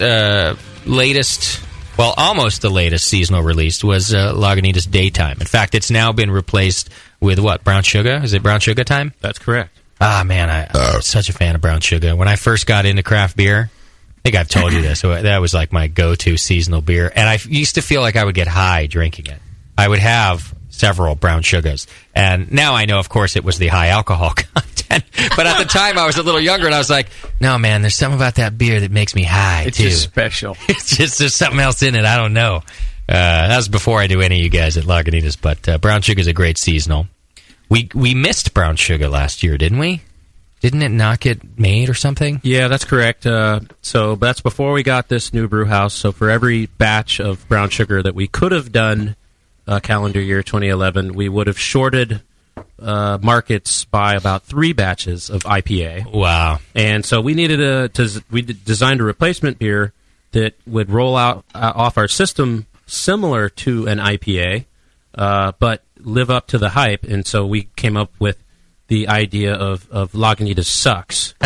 That's right. And we borrowed that from our dear friend Les Claypool, nice. Who early in the trajectory of Primus had a bunch of shirts that said Primus sucks. Oh, so yeah. we borrowed that. We thought he wouldn't mind, and the idea was that we suck for not doing brown sugar. But here you go. Here's a beer that we feel totally different, but fills the shoes. Yeah. And we're actually bringing that one back by popular demand. That's great. I heard a lot of people whining about there's no Lagunitas. Yeah, you guys suck for not making Lagunitas sucks. It's official now. I know because we brewed it already. So once we brew it, it's unstoppable outside of Armageddon. Right. Armageddon has a funny way of stopping Lagunitas sucks. Right. Outside of that, it's hitting. So. You guys will probably even then do another beer to make fun of getting stopped by Armageddon, I'm sure. Oh, yeah. Watch out, it's a Meteor fucking double IPA. It'll only be one bottle of it, but you'll do something. Yeah. Armageddon sucks. Yeah. I like that. Yeah, we're on your marketing list, so we get your seasonal sent to us. And actually, you know what? Yeah, that's what I'm thinking. Who is we? Bullshit. You guys get It's not you and I. It gets shared with you every time. In fact, we brought Lagunitas Sucks on the show, and I read the whole press release that came along with it. I don't worry about it. I'll get on that list, can't I, Jim? What I will say though do this for you. is that I haven't seen one in a seasonal or two. I bet they're still going to the Rat Pad, to the old house, and they're drinking it. And the new tenants are drinking our Lagunitas. I gotta call Don or somebody and get our address changed. I bet you get all the other bills forwarded to you. Everything comes to my house, all the bills, but I have not seen a box of Lagunitas sent to my house. That's bullshit. Those fuckers. Because it says Lagunitas on it. There's new tenants aren't stupid. No. I mean, they just think it's a perk for like moving in. Yeah. They send over the new water bill, I'll tell you that. Or whatever. But yeah. All right, I got to check on that. All right, so we're here to talk about daytime, and we've all got a little bit of daytime in front of us. Apparently, we have the last bottle in existence. Woo! In fact, last on the West Coast. It's so much so that we think Jeremy might get a lashing for having stolen it from the brewery. It's got TP written in blue Sharpie on the label. Oh, do you know God, what that means? You just incriminated me. I mean, I just wrote TP on the label. That actually is Taste Panel. That's our QA/QC manager's way of denoting it as a laboratory sample. Oops. So this was slated for a structured daily tasting. Okay. From which I pilfered it, the last bottle, at the brewery. At least. Right. So we're pretty structured. Yeah, this is a structured here. tasting. Yeah. Okay, we better fill out some sheets here. This is about a 60-day-old beer. Okay. Right now, as we 60 days or older. It smells awesome. Yeah, it's still holding together. Yeah, it's got a ton of hop aroma in it at 60 days. That's kind of what and for a small beer, you can't have too much. Yeah, that's what I mean. Personal saying: if it's worth doing, it's worth overdoing. Right, or stealing. Less is never more. It's kind of it's a little bit of a fruity hop aroma, like a little peach, like passion mango. fruit, peachy mango thing. A lot of peach mango. Yeah, peach mango, pineapple. Pine. We wanted all of that. So one thing, I told Justin, we're not going to just kind of give it away because we're not done with this. The way this went is we just created this beer, and it was just kind of we're going to do this once, and we just threw something out there, and it was more successful than what we could have predicted. Mm-hmm. And so we listened to our audience, where we will bring it back as a seasonal next year, and then presumably begin doing it year-round. Okay. And that's there's enough people out there saying that's what they want, and we listen to our fans, so we will do it year-round. But in terms of, we wouldn't change it tremendously, but, I don't know if you want to start with the hops, but, I mean, that's the upfront thing, but... Yeah, we can go right to the hops. Sure, why not? So it's no secret what kind of hops that we like. But let me just say a little bit about all the hops that we considered and what we thought they would bring to the table. Okay, and this will get the gears grinding out there about anyone thinking about trying to make a session beer, or it's more specifically a session IPA. Yeah. So alphabetically, obviously, you got Altanum. Came out there, and that's a good one, often overlooked. Real good for providing a really nice lemon without the lime. type thing, and then some kind of hyper cascade if you're looking for that. Okay. After that, Amarillo.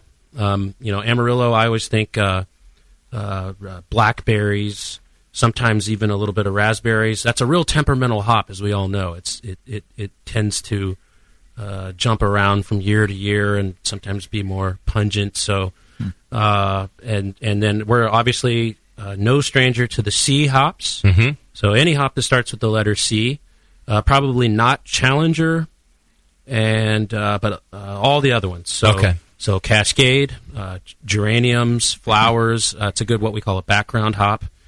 Centennial, bubblegum, tomato vine. Next time you're at the grocery store, rub the tomato vine and smell your finger and think about things. Okay. And how nice that flavor is. Another good thing that my brewers like to say about Centennial that I can't deny is cherry pie. There's just something about that hop, and it's an old school hop. You got Chinook out there, very foresty, kind of walking through the pine plantation and picking the tree you're going to just chop down and put in your house. So what else? You got Crystal, Columbus, Citra. Citra. That's a C hop if there ever was one, and then Cluster, America's hop. The wild Native American hop, often overlooked. So who do we leave out, Tasty? So Cascades. I think I heard all of them. Challenger. No, Challenger. that's the one exception. That's the one to leave out. Well, there's Simcoe with a C, right? Yeah, right. Well, we're alphabetically moving up. Oh, I see. Okay. Oh, you see. You're not. So, can I ask just quickly as we're going through these, were any of these C hops or any of the hops that you've mentioned so far used as a bittering addition, or using something completely different and neutral as a bittering for this beer? Yes, neutral. The C hops are throughout this beer. Okay. Yeah. All Yeah. A few of them. Okay. And all throughout. Okay. But they don't dominate. So all right, we got more of the alphabet. Okay. Let's go on then. All right. So other hops that jump out in a very aromatic hoppy beer. A lot of good stuff coming out of. And if I get the alphabet wrong, let's just go with it. I will do that. That's fine. A lot of good stuff coming out of Australia and New Zealand, of course. And so we've got Galaxy. So back to Citra, a common complaint. We're not big users of that hop, but it has a nice flavor. But some brewers north of us that are very highly esteemed, that shall remain nameless, don't like that hop because of its so-called cat piss character. And so when you look to Galaxy, it's reminiscent of the Citra without the P. So that's kind of what I get. But it's got all that lemon, lime, tangerine, all that character. Then I'm a Galaxy fan. Yeah. You've taken out the P. Yeah, taken out the P. Yeah. And there's no P in Galaxy. Right. You're making T-shirts for these people left and right, Jeremy. Apparently. Yeah. Well, this isn't good because it's very limited acreage, a lot of these hops. And I understand San Diego has got the lion's share of quite a few of the good stuff coming out of Australia and New Zealand. Okay. So they're not letting... Those sneaky bastards. Yeah. What is with San Diego and all the breweries? It's like the cool place to be. It is. What's going on with that? It's the weather. Well, they're smart. They got a cartel going down. They're looking at they're playing with hops early, and they're figuring out what they like, and then they're like, hey, if we want this, we got to forward contract it or something. And they're doing that. And so a lot of these hops are going to limited availability, which is why I'm trying to name so many. I think any of the hops that we're discussing right now all would find a great expression in a session IPA. Okay, great. So if we keep going, let's just stay kind of on the Australia, New Zealand kick. You've got Nelson, gotten tremendously popular, Nelson Sauvin. Yeah. So-called people get wine. I'm struggling to find that. I don't see it, but it's... I get a little bit of Simcoe out of it, with something else. It's it's kind of hard to describe, but that's a nice hop, and I don't think anyone would be let down if they so chose it. For the session IPA. There's some other really, really interesting hops coming out of New Zealand and Australia, but let's. I tend to be really focused on the Pacific Northwest. So let's keep rolling there. Well, you got El Dorado. That's a nice new hop. I think that's some of that grown in Colorado. I don't think I've ever experienced that hop. I know of it. I know the name. I've never heard of it. Yeah, El Dorado is an interesting hop. It's got a lot of nice. Some people say watermelon, honeydew. You get your melon character from that, and so that's yet another fruit. And I think getting fruit notes from hops is part of back to the idea that hops don't contribute alcohol or sugar. So what else do you have? I see. 4% or 5% beer. You need stuff that doesn't add a lot of sauce. And booze. So good call. You need hops. So this is your arsenal, and I know there's going to be something I'm going to leave out here. I'm just going off memory. It's like I usually think once I get to C, I'm done. Amarillo, and then I got to get to S. No Mosaic? Okay. So Tasty's on to another really nice hop, Mosaic, which so-called got its name because it's kind of a chameleon of sorts.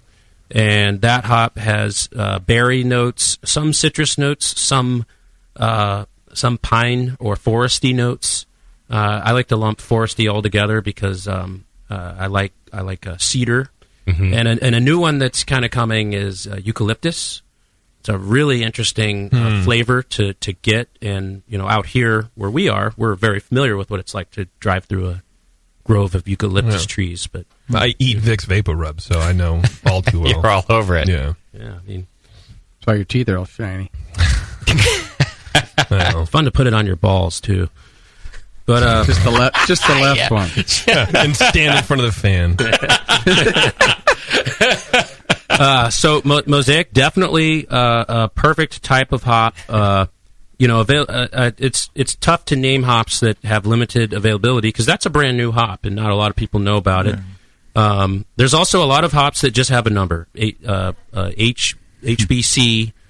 Something. And I will say, this doesn't help anyone trying to guess our beer right now, that there's there's a couple of those numbered hops. But basically, it's Select Botanicals is partnered with Haas, so two kind of hop growing entities, and decided that it's in their interest to work together to create amazing new hops, and they are doing just that. They are creating. So that's who brought us Citra. That's who brought us Mosaic. And the next 10 years is going to be some of the best 10 years of Hophead delight coming, because these guys got a lot of cool stuff coming out. Nice. And what's amazing is they share it with everybody. So, Lagunitas is up there out in the fields trying out all this new stuff, and then say another brewery our size or bigger or smaller comes behind us. They're hating all the stuff that we liked. We liked all the stuff they hated. So the HBC Hop Breeding Company will advance. They'll say, well, this hop, you liked it, so we'll advance it for you. So everyone's kind of getting to pick their own, and there's at least 5 to 10 varieties that's going to come out. That's great. And there's other hop breeding programs out there as well. But how many of the hops that we've gone through so far are in this beer? How many different hops are in this beer? So far, about 5. Okay. But we didn't get to S yet. Okay. It's kind of all bets are off on which hop starts with the letter S that could be in a Lagunitas beer. God gift to beer. I know Simcoe got its name because it's Vinny at Russian River. It's his least favorite hop. Mm-hmm. He hates this hop. He worked hard to get it ripped out of the ground. It's actually the polar opposite. He probably put it on the map, but save Simcoe for the listeners. Simcoe almost went away. There was a time when its death knell was ringing loudly, and it got down to just a few acres. And late 90s, it almost disappeared. So it goes to show you that what we as craft beer fans and home brewers and beer drinkers like has such little to do with the larger alpha or bitterness-driven market, which works just like U.S. economy, booms and busts, giant swings, and you're either a player pulling the strings or you're a victim. That's kind of how that Got goes. it. And Simcoe almost fell victim to that whole thing. But now it's in huge demand. It's in huge demand, and it's great. I think finally, maybe brewers are able to get what they need.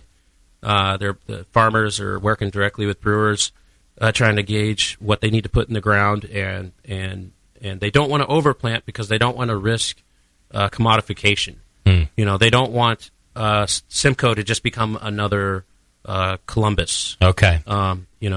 And that's a risk that these guys have to take. Why? Because the price will go down, and they have to grow more anyway? They get stuck with a huge glut, and then it's got bales of hops sitting at the extraction plant. Okay. And remember, the extraction, you're talking, remember, 6 out of every 100 beers drank by definitions are craft. The other 94 are the rest. Okay. We're the vocal minority. And so the guys that run the global beer market, they still actually call the shots. Yeah. And we forget that when we think about us and all of our crazy hops and our crazy IPAs. And okay. So that's the last thing that that would bring a tear to any farmer's eyes, seeing those Simcoes queued up for the extraction plant. Okay. Because they saw it before. Okay. They were extracted before. So they're cautious. All right. And they're trying to plan. If I could just say a word about Simcoe, because I know Tasty's a fan and I've been a vocal critic, but you're the guy, Jeremy, who got me to at least accept that I might actually like some Simcoe beers. And it was because I was having a conversation with you about hops to brewery one day, and when Simcoe came up, I just said, I'm not a fan, I don't like it, I don't like the cat piss. Mm-hmm. And you told me, I don't like the cat piss either. And you were explaining to me that you would get that some batches are that way and some aren't that way. And I didn't know that. I thought if it has this characteristic, it has this characteristic. And I think you had said even that you have sent boxes back that have come in as examples and gone, I will not take this Simcoe because it's cat piss. But there are other Simcoes that don't accentuate that character. And this is a great conversation because I finally think I figured out. Well, I didn't figure it out. The farmers showed me what's going on here. Okay, and it has to do with picking times. So okay. Leaving the cone on the vine and picking within certain windows. Early picking leads to a more classic Simcoe. It doesn't have that. Certainly no garlic and not very much. Simcoe, left to its own devices, has a little bit of cat pee, but just enough to be like right at that threshold where it's like, hey, I'm interesting. But, right. Not like Citra, which can just be pounding cat piss, just cats pissing all over your freaking pad. But, that sounds awesome. Yeah. Just depending on the picking time and also the terroir. The wine guys talk a lot about terroir, but it does matter because you've got 3 volcanoes stimulating most of the Simcoe growing regions: Mount Adams, Mount St. Helens, Mount Rainier. All kind of. It's nice when you do get the luxury of going up to the hop fields and you walk. Your footsteps look like footsteps on the moon. They leave little dusty radials that shoot out from underneath your foot, and that's important. But the picking time seems to be king, and so letting them hang, which some brewers ask for, will lead to different spectrums of pungency, and we're kind of leaning to somewhere in the middle. Yeah. Okay. But I know a lot of other brewers that really want that punch, and they really want that. Just that dank, dripping, oily, tongue scratching, palate attacking, and so they go for that. So well, it was a good conversation for me, and Tasty probably appreciates it too because it got me to shut up a little bit about Simcoe and how I didn't like it. But just realizing that these things can have different characteristics based on the crop. So, well, forgive me if I missed this earlier. You said the market for it was turned around because of Vinny's publicized hatred. Is that right? He was kidding there. It was ironic. Oh, he loves it. Well, a little bit too much deadpan. Oh, wow! If it went over my head. Well, so what did turn it around then?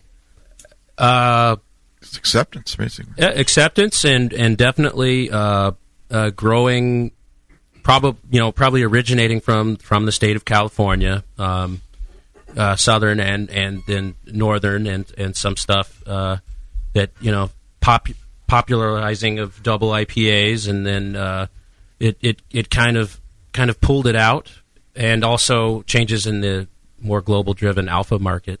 Okay, and so because it is a high alpha hop. If you it's not like a Cascade where it's 6 or 7. Right. It's it can be 15. I wonder if it's also maybe because people were bored with the hops that we had. It's a new flavor. It's a new way to They were experiment. making stronger and stronger beers. It means you had to have more and more hop presence. Yeah. And Cascade and Columbus were just getting kind of old. They needed something that had more fruit character, I think. Right, something absolutely different, because you can only really change your malt bill on an IPA or double IPA so much, and then it's kind of boring. Right, Yeah. I mean, it's all boring. If you're making hop forward beers, the hops matter. Yeah, exactly, and so it's just another blah blah blah. I remember sniffing some Simcoe from Yakima Chief before they kind of merged with Hop Union, and they had the classic. We called them spaghetti pellets because they were really skinny. Oh. And we had some older brewers from other breweries checking it out, and they go, "Wow, that's the first hop I've ever smelled that smells just like a music festival." Right. And that was when I remember thinking, that's a good thing. I want that. Yeah. I want that in my. What is that? Like incense and dirty dreadlocks or something? What is it's a little sweaty. Is that sweaty? It's a little bit of a joint. It's a little bit of incense. Coors Light and vomit. No, certainly not that. Yeah. I got to move us along because we got a lot more of this beer to get to, and we're running out of time. But I know we can't give the exact thing, but it sounds like there's about 6 different hops in your beer. That's accurate, and we named all of them. And it also, even though I've never had the hop, from your description of El Dorado, I feel like that is one that's in this beer and maybe even heavily used with the fruity components, unless you're getting those fruit flavors from somewhere else. Well, I can't comment right now. Okay. But because that's some of I like the way you described the use of hops to add other flavors than what we traditionally think of. Mm-hmm. In other words, it's not just bitterness, of course, and it's not just dank either. Mm-hmm. And you were actually able to we talked about the fruitiness in the aroma, but the fruitiness is also in the taste. Yes. And it's a very nice flavor, and it sounds to me like you derived that from the hops. That's true, and nothing's more exciting than having the taste be similar to the aroma, but containing a new component, like the little surprise. Right. And by the way, I think it's rather difficult to get the aroma to taste the same. I've found them to be completely different sometimes. We're all opening a Bitter American now, too, to try some of that. So let's move on to the malt bill, if we can. And by malt bill, of course, I want to talk about mash techniques and temperatures and all of that stuff. Did you use adjuncts in this beer? You mentioned earlier that you have no problem with that. We absolutely did. Okay. And, without just flat out giving it away, I will say, I said corn, rice, wheat, sorghum, spelt, oats, and rye are all acceptable in the Lagunitas universe. Okay. We leaned away, similar to the discussion earlier, from the corn and rice route. Okay. So that leaves enough up to the imagination. I feel like oats and rye are specifically a great option for a beer like this. Yeah, let's just say that those two grains are alike in that they add beta-glucan. Okay. And that's just a really robust sugar that is kind of it causes problems in the brewing process, but one thing that it does is it likes to get trapped up into the foam, and it prevents the foam bubbles where they meet each other. Mm-hmm. So you got to picture foam through a microscope here. It prevents liquid from draining. Remember, foam is just beer. Okay. Beta-glucans, and they're also known for their contribution to mouthfeel. So when you brew a session beer, you really get caught up with. You could potentially have something very, very empty and thin tasting. Thin, yeah, exactly. Okay. And when you're going to hop it out the ass too, you really need some kind of maltiness and you need some chewiness. Otherwise, you end up with a hop tea. Otherwise, you end up with hop pop. Okay. So beta glucans in whatever form are good to help out. And you with can that. also get that from flaked barley. Okay. And that's an adjunct.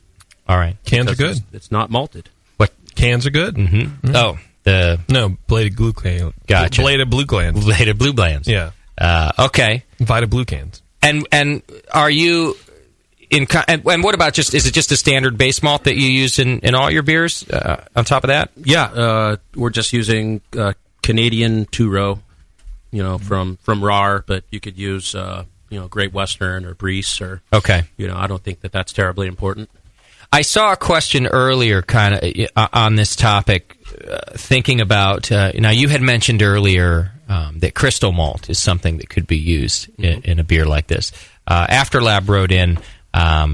What about other non-crystal malts that might give more body without having too much sweetness? I know we're talking about some of those in adjuncts, but he asked something like Munich malt. Mm-hmm. Is that something that we could use instead of a crystal? Certainly. Okay. So the decision there, and that could be in there. So you got Munich clocking in around 10 Lovibond, and then you got Vienna, similar, a little bit less color. And the intent on daytime was to have a really low amount of color because we wanted that psychological punch when you smell it. Okay, but it from afar it looks like a Coors or something. But yeah, but Munich and Vienna certainly are a good choice. Okay, and you can even go, especially with Vienna, you can go in pretty large percentages, even 50%. Wow. Yeah. Okay. Yeah, and still keep low on the color. Or light, I should say. Your color's going to go up as long as you don't choose anything else that has a lot of color in it. And, okay. And then you want to make sure you acidify a little bit. Okay. So we're jumping ahead, but that's kind of the next tip, I guess. Before we do it, let me just ask real quick. With the use of rye, I've never used it actually in my beers. I've had plenty of them. Does that add a lot of color? Also, do you have to be careful in the amount of that? Not so much. What it adds is trouble. Oh. There seems to be a tipping point for every person's brew house, and that includes brew houses that fit on top of stoves, where if you use one more handful of rye, you really screw up your runoffs. Okay. And it has a lot of beta glucan in it, but it has that great flavor. Some people say if you overdo it, you get apples. I don't know. Have you ever gotten that tasty? I get Band-Aids sometimes. Band-Aids? Yeah. I just, to me, too much, and I know it's too much, just that little bit too much, and just gets that Band-Aid. Like a used Band-Aid? Or yeah. Oh, yeah, definitely used. He didn't even hesitate. No. Oh, yeah, all pussy. Yeah. The one that's been on your finger a while. Right. Yeah. Okay, so you got to be careful, and we've talked about that. Of course, on a small scale, actually, maybe on a big scale, you could do something like rice hulls if you wanted to go more on the rye, right? I mean, that's a really funny story. You certainly could, but we used rice hulls once and only once at Lagunitas. Someone said that for troublesome runoffs, and we didn't know that. So when you're at a big brewery, they pack them really, really tight into a 50-pound sack. And when you open it, it freaking explodes. Oh. And this happened, and rice hulls went freaking everywhere, and we're still finding rice holes. Right. One time you used them. Yeah. So and they didn't do anything for our runoffs. Okay. So, but I know plenty of people that have had good results. Okay. So works for homebrewers pretty well. Yeah, I would think because they don't have good lautering equipment typically. Yeah, if you know it works for you, go for it. Okay. Let's go back to your tip that I snuck us past real quick. Acidify. Yeah, to acidify. And which malt were we referring to that you might have to acidify? Well, I was actually saying to acidify the entire mash, because what you're going to do when you make a session beer is you're going to really be potentially over-sparging. And so the minerality is important, and that's probably a whole separate thing, but I would just sum that up with a mixture of sulfate and chloride. I know some brewers really, really like to use sodium chloride or table salt, not with iodine. I think that's personally, I think that's only good for the cows that eat the spent grain. A little salt in their crackers, but right. Some people even use Epsom salts. But I would think for a session IPA, I would be focusing more on the chloride component because that's associated with kind of a smooth, mellow flavor. Bring out the maltiness. It brings out the maltiness, but it will it will kind of slash your hops a little bit. Okay. So that's where sulfite comes in. Calcium sulfate is a hop accentuating mineral. But keep in mind, like I say, brewers love to mystify water and minerals in general. It's really like, don't take it too seriously. Just right. Just add a little bit and chill out. I think you said it's science and there are rules. Yes, and it's not a mystery. It's not, and don't get too caught up in it. I would the pH thing. So let's go back to that. Much more important. There's different acids out there that brewers can use to bring down the pH. Having calcium will bring it down a little bit, depending on the base water source. But there's popular acids include lactic acid, which is the only thing allowed in Germany, and you can get so-called acidulated malt. I think homebrewers could really never, use too much of that, and it's always funny to give a handful to your friend who's munching malt and watch his face, because it's like sour sweet tarts. Yeah, it's just really? It's just fun. You can taste it right there in the especially if you get them to look, that one tastes toasty. This one tastes like this. And then you gotta try this one. You get a whole handful in his mouth. He's going to spit it out. Okay.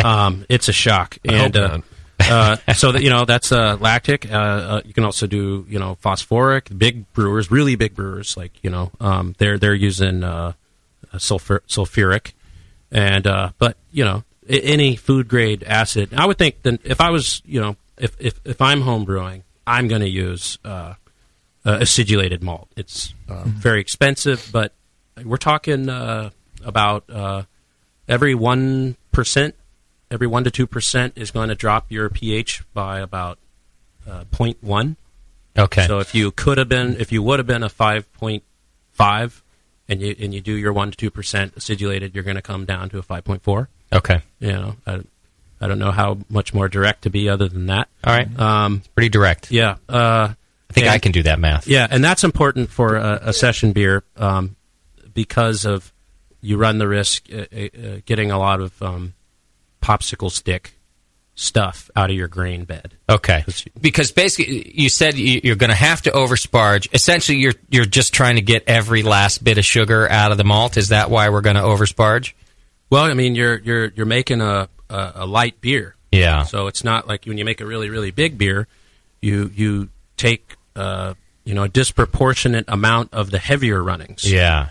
And therefore the acidity thing matters less because you're taking the high quality stuff. Okay. You reach your volume before you've strained the grain. Before you've even done it. On lighter beers, you're straining the grain as you're reaching your volume. And as the mash thins out, as it's going through. Much more extraction. The pH starts going. You're just rinsing the crap out of the grain at some point. Okay. And it's always important to taste that. So, when you think you might have gone too far, taste it and see what happens. The taste tells. Okay. Right, tasty? Yeah. That's what it's all about. What about a mash temperature? This is kind of a funny thing because we went really back and forth on this. The instinct says dry as a bone. 150, convert everything. And then it's like, well, you don't want the beer to be too empty. Yeah. Leave some soul behind. Right. So, 155. We kind of landed somewhere in the middle there. Okay. I think it is important for a session beer to actually have a little bit of dextrin there, but if there's too much, someone won't be able to drink 4 of them. Right. If you're selling it, that matters. Yeah. Even if you're not. I mean, it's like, you're going to ultimately, to some degree, brew what you want to drink. But if it's too dry, it ends up being kind of empty, as Tasty said earlier. Just kind of flabby. Okay. Too watery. Right. Yeah. And we've all had those beers, and I think that's why in some cases there was a long backlash against session beers. It's because people weren't doing them right. That's true. Now that you guys are figuring out these techniques, I think we have less to complain about when we try a good session beer now. So, all right, here's what I'm going to do. I got to get us to a break, and mostly because I have to piss. So we're session beer. Yeah, we're going to do that. And here's what we'll do. We'll come back. We'll wrap up. I do have some more questions from the chat room in front of me here. We'll wrap up those, and then we'll talk about yeast and fermentation real quick, and we'll wrap up session beers. I got Big Joe Hurt in the studio with us today, too. He might play a little tune. Plus, we got to do some beer news. So hang in there. We'll be back with Jeremy, and we'll finish up with session beers here in just a minute.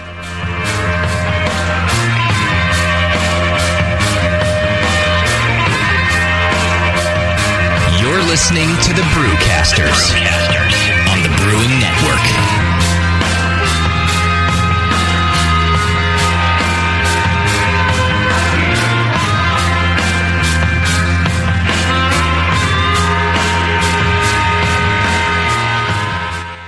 Where can you still find $7.95 nationwide shipping, a friendly, knowledgeable staff, and all of the stuff to brew for less? Homebrew Stuff.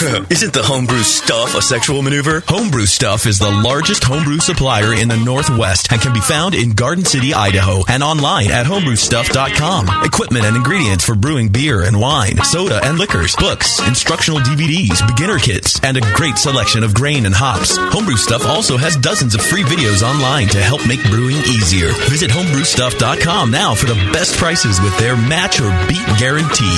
BN Army members can take 10% off their first order with the coupon code BNARMY. Kegs, regulators, faucets, towers, carboys, conicals, barrels, you name it. Get your homebrew stuff for less at homebrewstuff.com. Homebrew Stuff, not a sexual maneuver. Just the best prices and great service on all the stuff you need. homebrewstuff.com. That's it. I've had it. I am never putting hops in my beer again. What? Why? It's just too ridiculous. Insane prices, stupid contracts, high shipping costs, crappy selection. Dude, you need Nico Brew. Nico Brew will rock your f***ing face right the f*** off your f***ing skull. $5 shipping to all 50 states. Plus fantastic international rates get you low prices on Nico Brew's great selection of hops and more. Whether you're a home brewer, a pro brewer, or a homebrew shop owner, Nico Brew can get you the hops you need in increments big and small. Single orders, spot buys, or full contracts. And there's only one place to join the uber special secret elite bare bones club where you'll get the best deals anywhere. Holy shit! NicoBrew.com. NIKOBREW. Nico Brew, your bare bones buddy in the brewing business. Tonight is the night. We bring the creature to life, Dr. Blickmanstein? Yes, J.P. Gore. Everything is perfect for my next fermented creation. My doctor, the storm is too far away. We'll never have enough power to isomerize the creature's alpha acid. Yes, J.P. Gore, we will. For I have in my possession the Tower of Power. Blickman's new Tower of Power is the evolution of automation. Control hot liquor, sparge, and mash temps like a pro. The Tower of Power is a high-quality gas-fired rim system that works with your current brewing setup. With ultra-precision, the tower can hold your mash to 1/2 of a degree Fahrenheit. Precision and repeatability. The Tower of Power is the answer to automatic, fast ramp times. See more at BlickmanEngineering.com. Bring your next creation to life with the Tower of Power. Dr. Blickmanstein, with the Tower of Power, you can probably give me an afternoon at the pub to enjoy a pint. Don't be silly, J.P. Gore. We have beer to brew.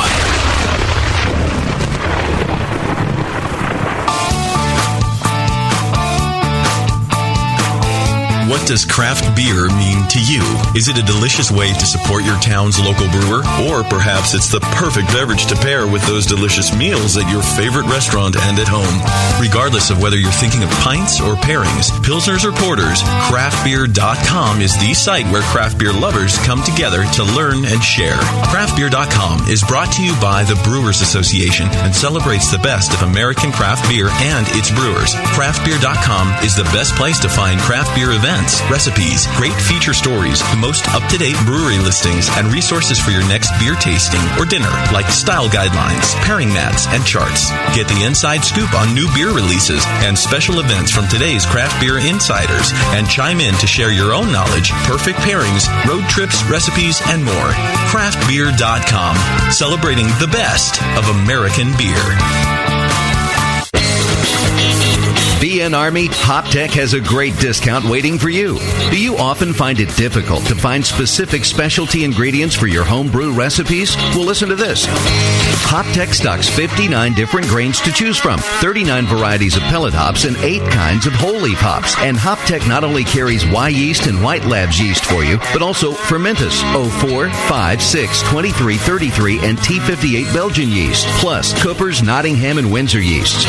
Got your recipe ready to go? Pick up some great brew gear like new long and short sleeved shirts, games, and more. HopTech's new website is being updated every day with new items. If you don't see it, call the shop. They're open 6 days a week. BN Army and AHA members get a 10% discount, and active military personnel get 15% off. Visit HopTech.com today for great selection, great service, and a great discount. HopTech.com.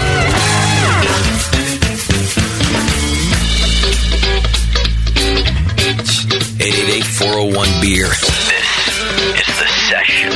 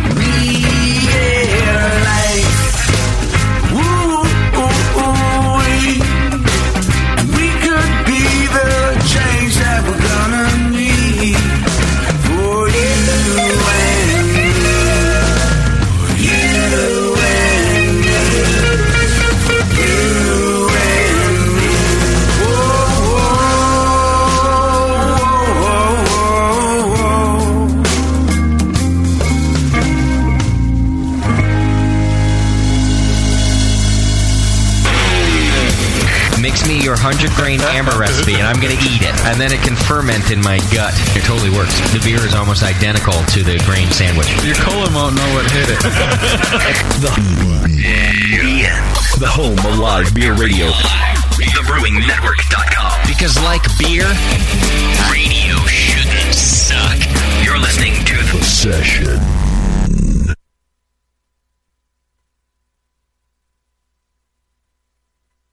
Oh, that wasn't very radio savvy of me at all, was it? I thought it was great. We're here. All right. Hi, Justin. Let's edit it in later. My ADD kicked in real quick. And, all right, we're back. We're with Jeremy Marshall. We're going to wrap up talking about session beers. We've been talking daytime with him. And, of course, we've talked about the malt, and we talked about the hops. And he gave you a pretty goddamn good idea of different things that you can use to make your own session beer. Couple questions that came through from the chat, and one that can kick off our topic. We need to talk about the yeast as well, of course.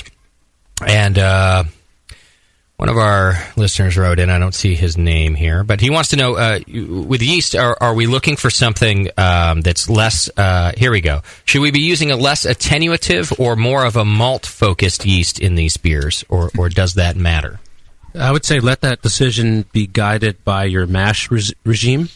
So if you decide you want to do a cooler mash, you could go with a less attenuative yeast, or vice versa. Okay. So either way, you can adjust for it either way if you're if you're thinking about these things. Is what you're saying. Yeah, yeast is a bag of enzymes. Mm-hmm. Mash is an enzyme creating force. Okay. You can just play the two off one another however you want. Did you change your yeast for this beer compared to, say, your pale ale? We did not. It's all the same. It's all the same. You wouldn't need to because you've got an English yeast. So. Yeah. By the way, have we mentioned lately how badass New Dogtown Pale Ale is? I mean, as a pale ale aficionado, you're on my. It's on my top. I guess it's my top 3 right now. Right now, it goes like this. Oh, I can maybe do 5 even. Right now, it goes like this: Pale 31. Okay. Drake's 1500. New Dogtown Pale Ale. Mission Street comes in at number 4. Firestone makes the list twice. Sorry. It's okay. There's nothing wrong with it. Yeah. The Pale 31 is 85%. That's my pale ale. And that list comes right from a guy who's tried to brew several. Yeah, and can't even come close. Liking Mission Street and Pale 31, it's like having your girlfriend dressed up in like a naughty nurse outfit. It's I do that kind also. of the same thing, but slightly different. It is. Yeah. I have no argument against that, JP. Right. You're No, absolutely right. It's just, Yeah. Well, the Pale 31 is 85% Mission Street. Right. Remember, it's a blend. Right. Yeah. But sometimes, because it tastes different, sometimes I prefer one over the other. And Put a wig on your girlfriend? that whole list, by the way, fluctuates. And I don't think it fluctuates just based upon my tastes. I actually think it fluctuates based upon either the freshness of the beer from you guys that I'm getting, or maybe other factors that I'm not thinking of. I'm sure you guys do your best to be consistent in the brew house itself. But honestly, New Dogtown goes up to number 2 sometimes. Drake's 1500 was at number 1 for a long time. It's dropped, I think freshness has a big thing to do with it. And They've changed things a little bit. It's coming back. Yeah. Give it another chance. Yeah. What do you drink a lot of, Jeremy? And I don't mean a commercial beer. What style of beer do you drink a lot of if you're, you keep going back to? Water. I was going to say water. Yeah. No, mostly IPAs. You do? Yeah. I mean, we're known for making a lot of different incarnations of IPAs. Okay. I also do like a good Pilsner every now and then. I do like barrel-aged beers, but if it's sour, that's something I can only have a little bit of. If it's bourbon barrel-aged, that's something I can only have a little bit of. Mm-hmm. So those are like beers I appreciate. Right. There's other beers that I drink to drink. Yeah.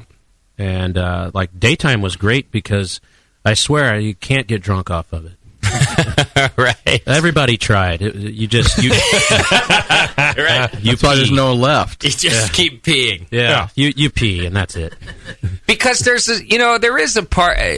I do think that there's a certain amount of bullshitting we're doing with ourselves when we say, "Oh, you drink a session beer all day." There's a certain amount of beer that your body can consume. There's all the carbonation. Yeah. It's a filling. You flat out get full. You can't process that much liquid, no matter what the liquid is. Right. I think it's a little bit of a misnomer when we say, yeah, you can drink it's a this lot all of day. carbohydrates too. Yeah. And if you're peeing as fast as you're trying to drink, and you can't get drunk on it. If you just stay on the toilet, maybe. Just sit and do your session drinking in the bathroom, possibly. Just That's a really lousy dick out all dude. Yeah. Jeremy, you've done it. Come on. What'd you do Saturday? Oh, it was epic. I never left the bathroom. I didn't have to. Yeah. I just wheeled the kegerator in there. I finished the whole keg. Yeah, it is epic. Here's a question from the chat. He says, Jeremy, since we're talking about session beers, he wonders if you have an opinion on why most brewers shy away from doing a session beer. Is it just because of the lower ABV? I actually think that was maybe previously true, but what we're going to see in 2013 is we're going to see a lot of breweries roll out session beers, and probably more specifically session IPAs. I think we're going to see a lot. So Are they going to be able to sell those on a regular basis? Is the consumer going to appreciate paying the same price for a 4.6% beer as he's paying for a 6.7% beer? That's a good question, but so far the answer is, at least in our case, is yes. So okay, so you're willing now to produce as much of the daytime as you did before? Yes. But do you think it's going to be a growing number? Or you think it's pretty much that's about all you could sell? I mean, what was the velocity of the market? How fast did it go? Was it slower? It was snowballing. It was going up. Sometimes we do a beer and we get like hate mail because we don't get enough of it. Yeah, and this was one of those cases. Wow. We don't like to do that. Right. We want everybody to get one or at least try it. And there were some people that said, "Hey, I didn't even get to try it." So yeah. The Brewing Network would suck as a brewery. I'm going to tell you right now. Our customer service is too shitty. It almost sucks as a network. What are you talking about? Right. I mean, to deal with things like that, because we would just be like, fuck you, we made it, and you didn't get any. You get it next time. Better luck next time. It's good to hear you say that, because that's the way I've been talking to people. They go, my order, you don't have stickers in the chat. And I go, fuck off. We'll have them again later. Just fucking take a sticker, paint it with fucking paint, and draw whatever you want on it. It's free. As a brewery, that's what we do. We'd go, you didn't get enough daytime? Wham, brew it yourself. I'm actually getting some flack for not having enough IPA kits because people want to enter our stupid competition, and it's like they're too late. Yeah, sorry. All right. Trust me, we did you a favor. Neil Spake is in the chat room. He wanted to just comment real quickly. I love Simcoe. Tell Justin not to be so damn judgmental. Yeah, well, just because Neil likes it, you have to like it. You mean about Simcoe or just everything? Probably everything, but I think he means Simcoe in general. I am a judgmental bastard. Yes, you are. That's why we get along. If you liked it, that would be judging too. Right. No. It's only judging if you're on the opposite of what other people say. Okay, judging poorly with a bad attitude. There you go. All right, I think I got through all the listener questions for us, Jeremy. Are there any other tips, that we didn't cover that you might want to give out for brewing the perfect session beer here? Ones that don't really relate to the homebrew universe. The biggest problem we had with this beer downstream was ice. We forgot about the freezing point of our beers, and in fermentation, we just set it to the same temperature we set all the other Lagunitas products to, which is below freezing. Higher alcohol. And we use a centrifuge, which basically turns power into gravity, and that's how we get our beers clear. And it's your filter. It's not a filter. It's a fast settling device. Okay. What happens inside of a big tall tank in a week happens inside of a centrifuge in an instant. I see. And when you say icy, that's exactly what the fuck happened. So ice got down in there, and this machine makes a grumbling, groaning sound. Anyway. That's when it's in balance. Yeah. Yeah. So when it's out of balance, the ice runs around the building. The ice goes inside, and it doesn't exactly lay itself perfectly symmetrical, and it ends up big problems, especially when you have like a new guy running the thing, and all hell's breaking loose. He just and, runs from the building. Yeah, it was. So we found out about ice and the freezing point of a 4.6% beer, and actually had to change our cellaring practices a little bit. But I think in the homebrew world, most homebrewers I know rarely ever get their beers as cold as they would like to see them. I don't know if that's still the case. I think for on the average. whole, you're right. Yeah, that's probably still right. Some of us in this room, obviously, Taste Your Doc would have been able to freeze the shit out of something. But yeah, I think on the whole, yeah, you're right about that. You almost made now I won't make that mistake. You almost made the world's first ice session. Yeah, and we can't talk about that because that's considered a distillation process. Oh, right. So here we are trying to make a 4.6. How'd it turn out? It's about a 9. Right. But it's tasty. It doesn't taste like anything, but it's a 9. Yeah. Pretty boozy. Right.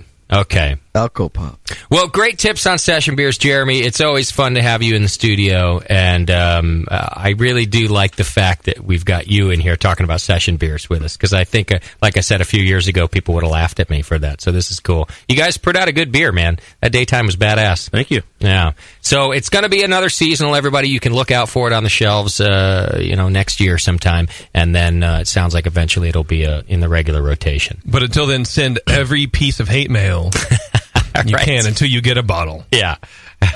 Over to hatemail@lagunitas.com. Hey, Jeremy, how about we just refill that bottle, recap it, and you can stick it back in the lab?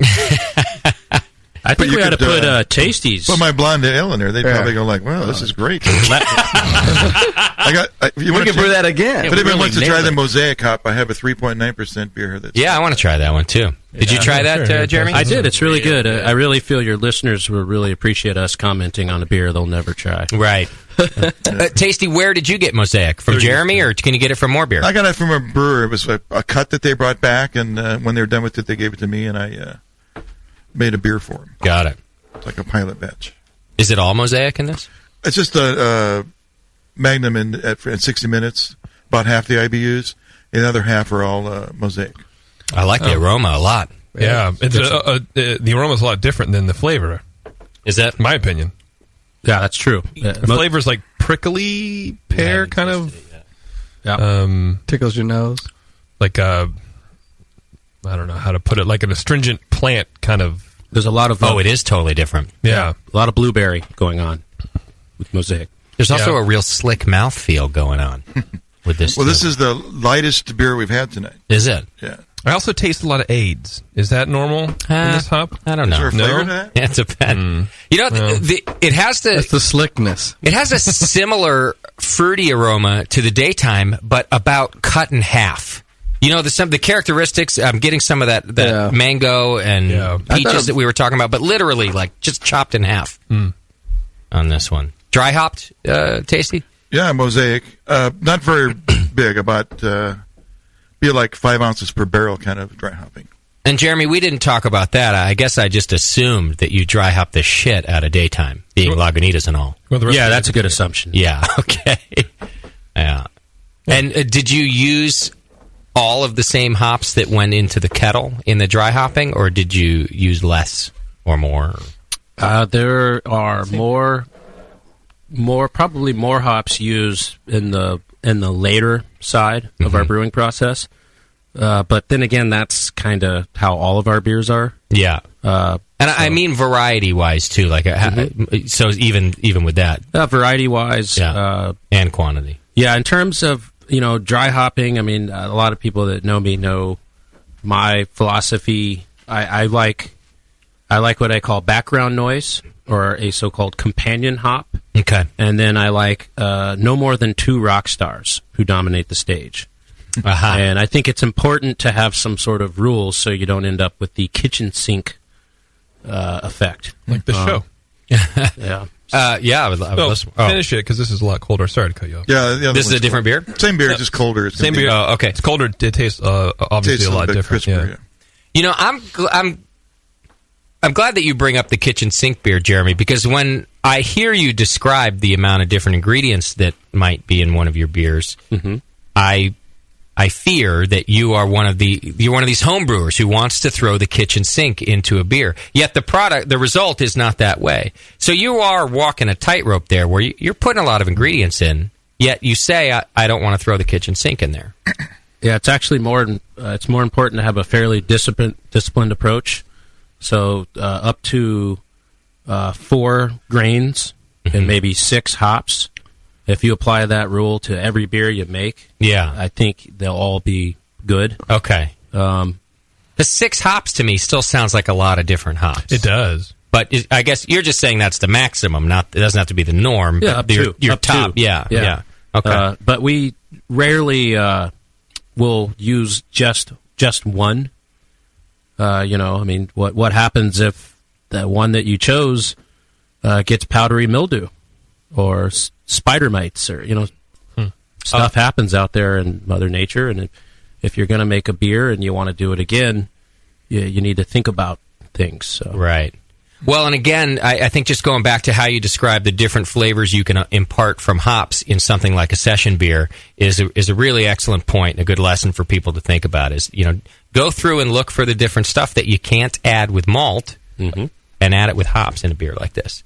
So I like that. And then, of course, if you're doing it on the late side and in dry hopping, you're also not really imparting bitterness. So you can keep a balanced beer with a bunch of flavor. Yep. Okay. Do you dry hop with pellets?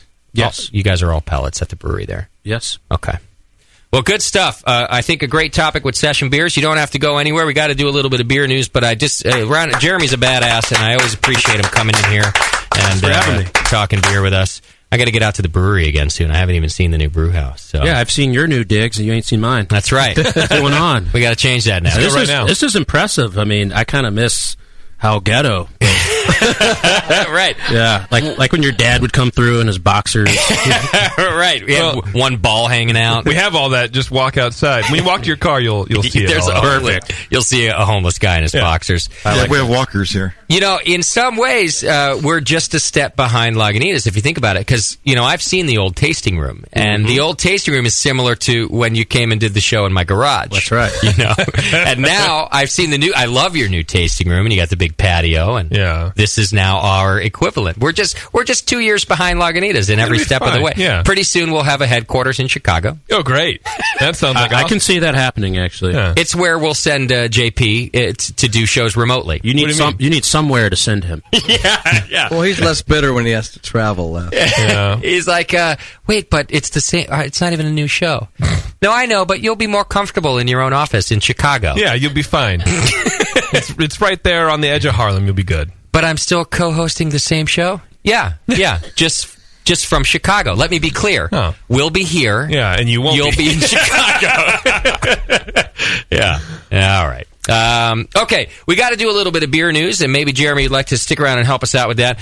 Beer news brought to you by craftbeer.com, a wonderful website. You can go check out craftbeer.com, and they do a lot of good reporting about current trends in craft beer.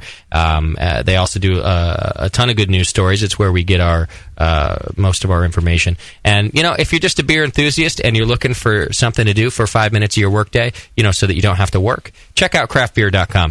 What do we got in the news today, Moskowitz? Well, let's start with the bad, a little buzzkill, but we have been drinking session beers, so there's no buzz to kill. So why not? A lot of reports have begun surfacing last week that document damage to several breweries thanks to tropical cyclone, monsoon, nor'easter, whatever. That bitch Sandy screwed up a lot of people's breweries. 6 Point, for example, they're out in Red Hook. Not Red Hook the beer, but Red Hook, the Brooklyn neighborhood. Yeah. They suffered significant flood damage, like 4 feet of flood water, all their equipment and beer inventory. For the foreseeable future, they will be offline.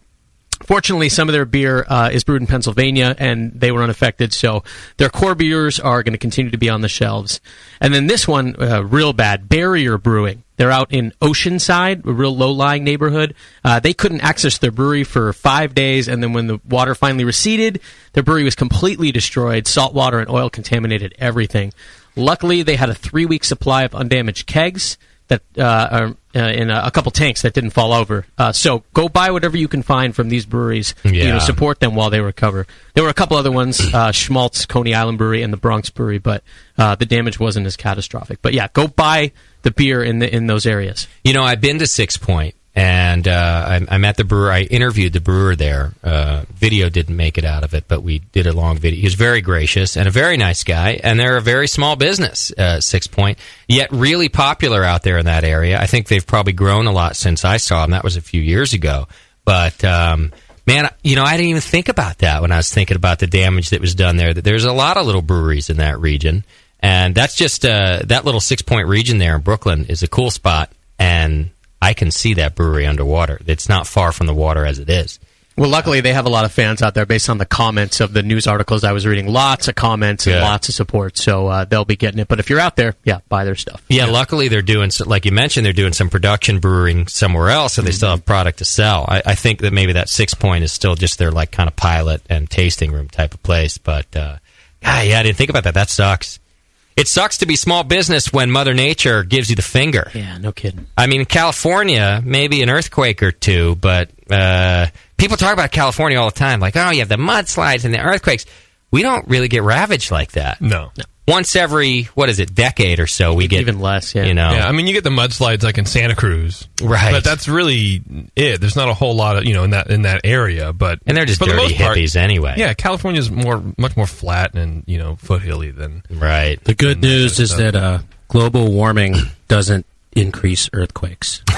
That's right. Yeah. I don't know. It might. Al Gore will tell you different. Yeah, the science is still out on that, Jeremy. Yeah. Still science. Well, I'm sorry to hear that for any small business, but yeah, since it's our industry too, that's terrible news. What else we got? Goose Island is getting a new CEO. Our friend John Hall has stepped down as of late last week, and Andy Goler is taken over. Mr. Goler has been at Anheuser-Busch for 32 years now. Wow. He knows a lot about craft, that guy. I'm sorry. Well, he is the man behind the growth of Shock Top, so before you judge... Go ahead and judge. Wait a second. So first the Sun, like right after the takeover, right as we were interviewing John Hall. In fact, we kind of got dicked on that because John Hall was on the program on Sunday, and like on Monday, his son resigned, so we didn't even get the scoop. So and he was the brewmaster, right? His son, and then now this, Oh. Yeah, as of January 1, he will move, Mr. Goler will move from AB over to Goose, and in the process move from St. Louis to Chicago, and Mr. Hall, who's now 70, is retiring. Well, listen, when either Anheuser-Busch or Lagunitas buys out the brewing network for several $1 million, I will also be retiring very shortly thereafter. And moving to Chicago. Just so you all know, there will be, just so there are no surprises, I'm giving you the scoop now. The day after there are several $100s put into my bank account, I quit. Several hundred? Yeah, several $100. I don't care if you quit. How much am I getting of that? You will get a few dollars of the several $100. Give me tens of hundreds. And we're both. You will get tens of tens, and we're both quitting. Oh, yes. To Goose's credit, Mr. Goler has made it clear that he sees no connection between Shock Top and Goose Island. His quote is, "I see Shock Top as very different than Goose. I don't see Goose consumers drinking Shock Top, and Goose is probably too serious for a Shock Top consumer." So pretty obvious, but still nice to hear him say it. Well, I would go back to saying the same thing I said to him on the show. If the Goose Island beer continues on as it is, for example, I really enjoy Matilda. I think that's a great beer. Then I don't give a shit. I don't care. Whatever. It doesn't matter. Go float on a yacht, dude. You earned it. I don't care. But if Matilda turns into anything like Shock Top, then shame on me for believing that he's just an American success story. Yeah, but is he going to hear you from his yacht? No. Probably not. And either way, he's an American success story. You're right. You might not like the result, but he does. Right. And as of July, I mean, we had him on in July, and everything tasted great, did it not? It did. I guess. All yachts received they were the all good broadcast. They did. Right. We have an agreement with yacht companies now. Yeah, it's all waterfront. We are on the waterfront here in Martinez. That's right. The Martinez Yacht Club streams us constantly, which, by the way, is the equivalent of the diviest bar you've ever seen. It's 150 dinghies. Yeah, it's just called the Martinez Yacht Club. Well, that's the dock, they call that. All right. Well, okay. Go ahead, John. All right, Paul. well, more big beer news. This one's close to mine and JP's heart. In Canada, sales of Molson have dropped significantly over the last 2 months thanks to the idiots at the NHL and their lockout. Between consumption at the arenas and consumption at bars and restaurants and in people's homes, the absence of Canada's national sport has really hurt sales of Molson. And as such, the company, this is the crazy part, the company will seek compensation from the league once the labor dispute ends, if it ends. They're real socialists up there. Yeah, you got to make up for the loss of consumption. Can you please just kind of check? Oh, and they'll get it. Yeah, they'll probably get it. Because we're not going to serve Molson anymore. Canada's government is actually kind of conservative. Stephen Harper is not. They have a lot of the sort of social, right? But they're not as. They might be in for a fight trying to get that check. Yeah, they'll get it. Jeremy, is there anything that could happen publicly, like a sports lockout or something that would affect the sales of Lagunitas? Maybe like a marijuana shortage. Yeah, I was going to say. Something in the minor leagues. Maybe if the minor league stopped, if they were on strike. Well, something happens to the Bears in Chicago, they'll stop drinking Lagunitas. Yeah, I don't know. I don't think it's a good.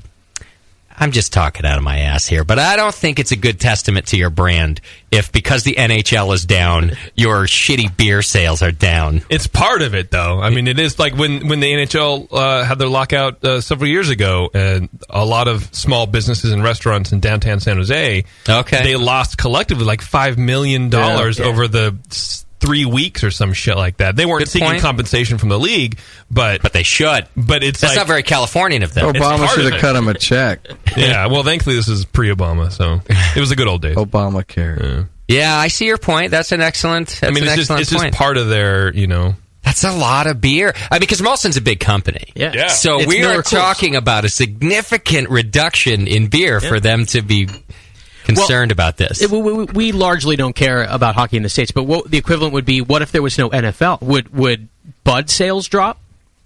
I don't think as much. There are less NFL games, right? Yeah. So that's part of it. You'd have to baseball. You'd have to move something more towards a baseball where there's games every night of the week. We'd definitely eat less ribs. And garlic fries. Yeah. And churros. Yeah, Sully would eat the churros, man. There'd be a big churro reduction. Well, I cut him a check. Don't shed too many tears for them, because despite the drop in sales, their profits did slightly rise this year compared to last year, mostly due to the full first quarter operations of a newly acquired brewer, Starbev, and because of higher sales in the U.S. So don't worry too much about them. I will not worry. I will not lose sleep over Molson.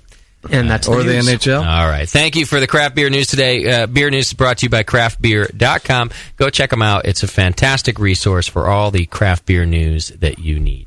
Plus events, too.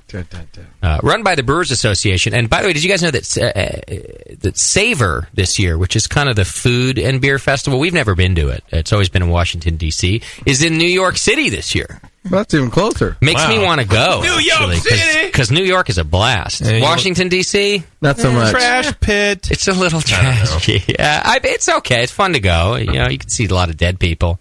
And a lot of graves and shit. There's a lot of single I Democrat see dead chicks out people. there, Yeah, too. so do I. Yeah. All right. Why don't we do this? Because we got a lot to do. Let's get Joe Hurt up in here. You're going to have to squeeze in right there at Moscow's seat there. What are you trying to say? Big Joe Hurt's in town. You all know Big Joe from the show. And he's done our Winterfest before, and he's done our anniversary party. His band played the anniversary party in San Diego. You might recall that. And, of course, I grew up with Joe, so it's a family week for us.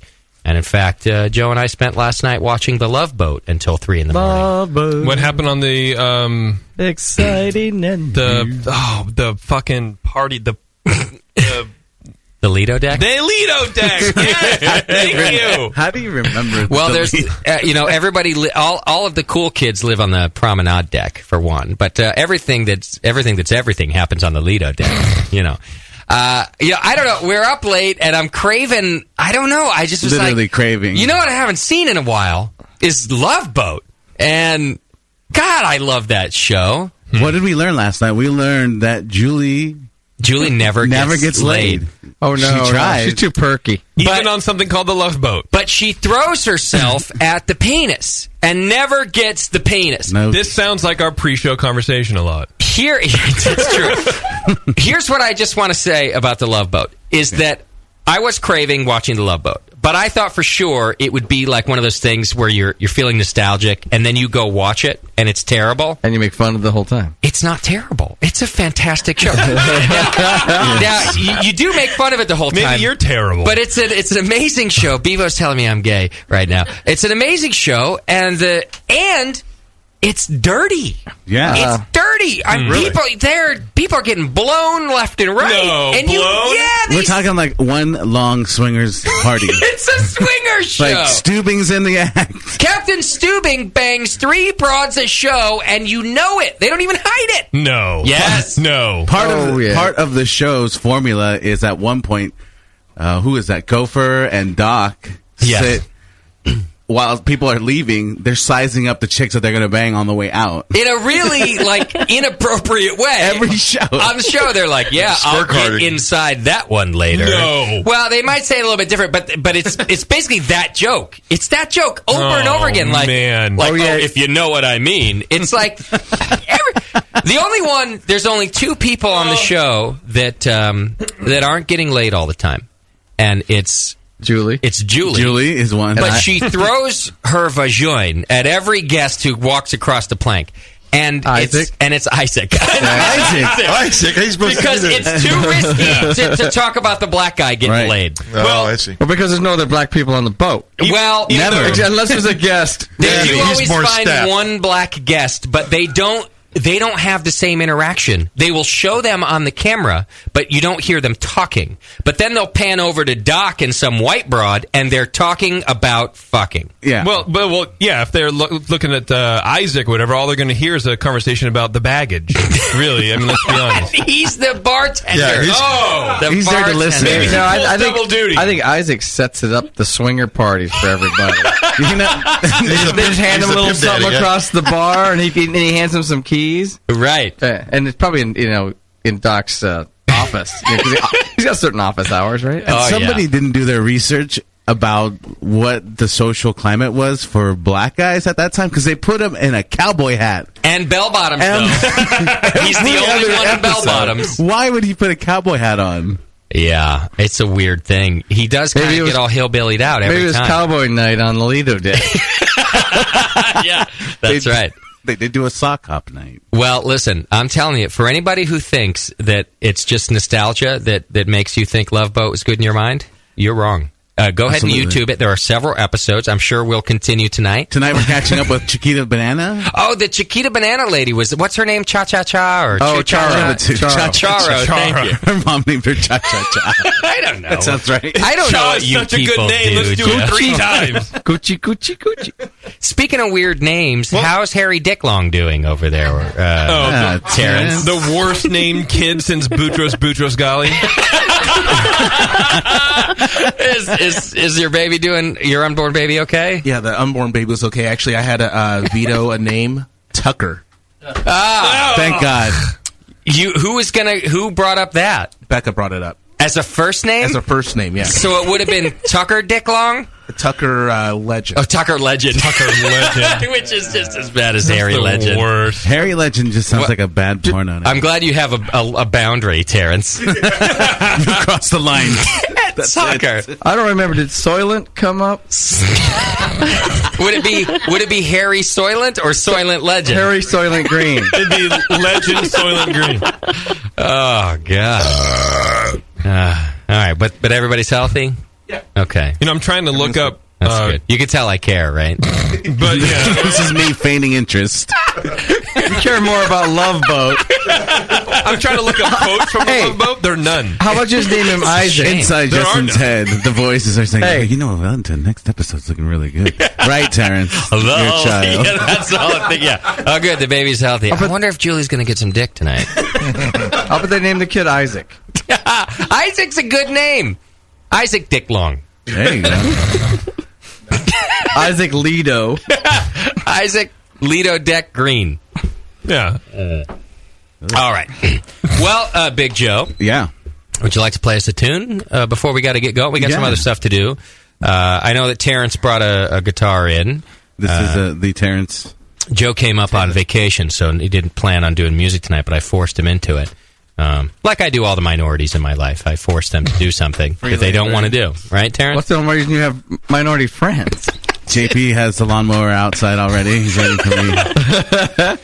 He's got the backpack with the blower. Terrence waiting for the landscaping. Everyone has a lawn they need to mow, man. Right.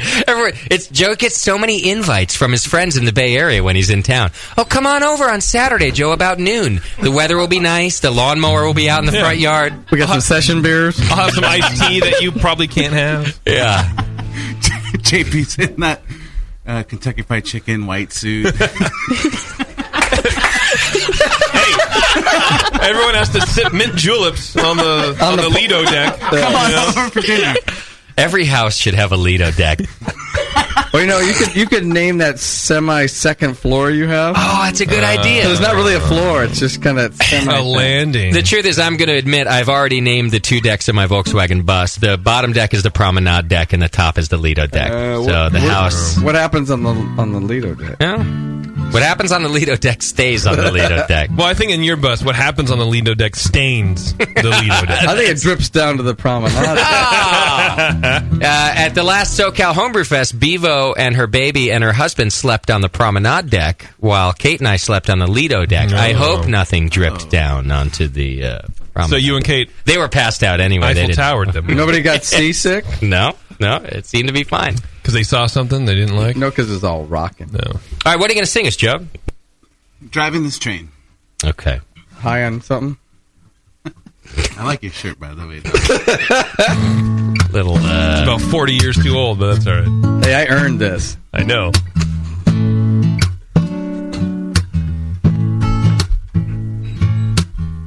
I switch my feet towards your hips. They're driving this train. And when I flew, I knew I was through driving into the scenes with you. We'll chasing every drip from your lips now. Your memories we decided like comets we collided. Your eyes left me divided, baby. And I want to deceive you, girl. And I won't leave you, girl. I just wanna hold you in my arms and make sweet loving, well, all through the night. This is where the Boyz II Men guy starts talking. You know I love you. Go ahead, Justin. That's right. Yeah, you know I love you. Julie, you're going to get something finally tonight. I mean, I know you've been waiting a long, long time. And then JP wails in the background. Yeah, you're gonna get it good. Oh, there you go. I love it. What album is that off of, Big Joe? That's going to be on the next one coming out. It's called Soulful for Your Pleasure. Hopefully it'll be coming out. Sounds dirty. It is dirty. It's as a matter of fact. Love boat quotes. Since it's just between us right now, that last song is a veiled discussion about doggy style. Oh. Is that why JP was screaming? Wow! Yeah. Can you write a song about the Lido deck for that album? That's actually the next one. Terrence and I are actually doing one. It's called What If Isaac? These are all songs about Isaac? Yeah. Isaac and Julie sang a song in the summertime here. Why would Terrence sound like Pat Sajak? Pat Sajak? Because Terrence is as white as it gets. Yeah, that's true. Yeah. Where can people buy Big Joe Hurt albums? You can go on iTunes and Walmart. Or you can go over to Walmart next to the lawnmower section. Mostly at Kmart, Walmart. In the gardening section at Walmart. Yeah, next to the two-stroke oil. Like a good neighbor.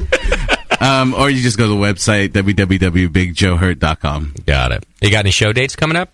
We got one in Los Angeles coming up. That's the whole 10-piece on the day after Thanksgiving. So we're going to do some turkey here with the boys up in the Bay, and then we're going to shoot on down and be in L.A. By 10 o'clock on Friday night. Gotcha. Where's that going to be? That is at Harvell's. It's right in Santa Monica on 4th Street. Ooh. All right. I think we got to take a quick break. Looking at my breaks, I feel like I fucked him up. By looking at you right now, it looks like the Love Boat stuff is still going through there. It is. He's just still wondering why. I did. I fucked up my brakes. What's going to happen, man? I thought I was the only one. Too many, too little? JP, why don't you interview Joe real quick while I play the right spots that are supposed to be played? All right. Hey, Joe. Thanks for joining us. And where are we doing? We're at the Brewing Network still? Thanks for joining us at the Brewing Network. You can do this. How you doing? You can do this. Wait, interview me like a 12th level paladin. What is your favorite blessing to cast down on an orc before striking? Before striking down with your daily. We should all take mushrooms and really do that interview. I think it'd be good. I think it'd be a great interview. A little D&D. I'm supposed to be playing D&D right now, Joe, and I'm not. I thought you Monday were. night tonight. Monday night D&D. Monday night D&D. Yeah. Tasty didn't tell me that. Otherwise, I would have brought my 20-sided.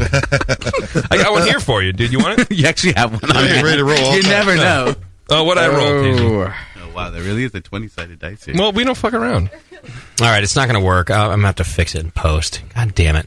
All right, here's what we'll do, though. I still got to take a quick break anyway. Before we do that, if you're looking to build a recipe, especially with the things we talked about with Jeremy tonight, don't be afraid to go over to beersmith.com and get your free 21-day trial of the Beersmith recipe software. It's badass. There's a mobile version of it, Beersmith Lite, that you can search. And I know Doc used it in his brew house now, and I used it last time I brewed, although that was quite some time ago. I use it as well. JP likes to use it. The recipe base, I just read, is up to 28,000. Oh, really? Yeah. Biggest one now. Biggest Holy recipe base. crap. Yeah. That's a lot of recipes. Oh, yeah. Terrence, do you use the Beersmith software? You do, now that you're brewing over there on the More Beer 1550. All right, I like it. So go to beersmith.com right now. You can check it out. It's a free 21-day trial, so you don't have to take our word for it. There's a recipe site, as Doc mentioned. There's a mobile app version.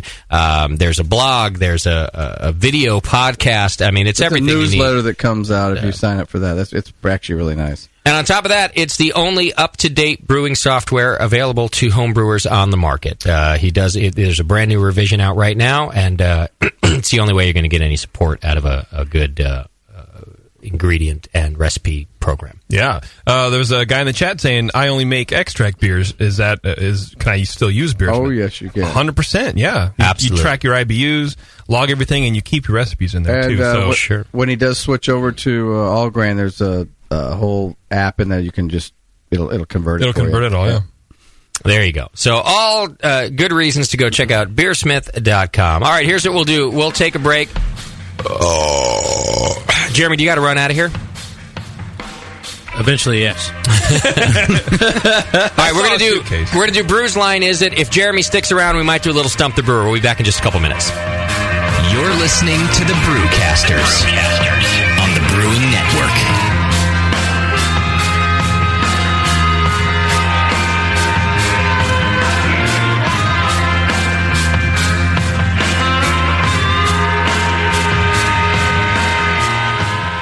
When Michael Fairbrother started moonlighting, he had no idea how quickly his dream was going to grow. Having homebrewed for 15 years, Michael decided to go pro, but not with beer. While attending his homebrew club meetings, he saw ladies knocking their men out of the way to try his mead. Moonlight Meadery is now 2 years old and can produce 200,000 bottles a year. It's the first New Hampshire winery to ever distribute to California and Australia. In fact, you can now find Moonlight Meadery meads distributed nationwide. And they ship direct, too. They produce 56 different varieties of mead and are unlike anything you've ever seen on the market. Michael Fairbrother at Moonlight Meadery is a real success story that can make the BN Army proud. Visit Moonlight Meadery in Londonderry, New Hampshire, or online at moonlightmeadery.com. Moonlight Meadery. Romance in a glass. All right, BN Army, it's trivia time. What's the only homebrew shop with over 1,000 recipe kits, $4.99 shipping on orders over $100, and is also home of the Wolf Shirt? The one and only answer is Austin Homebrew Supply. For over 20 years, they've specialized in creating recipes such as the best-selling Texas Blonde Ale, Apocalypso, Hop Bomb 2.0, and Double Chocolate Stout. And they just recently unveiled their small grain kits that produce 1 gallon of beer.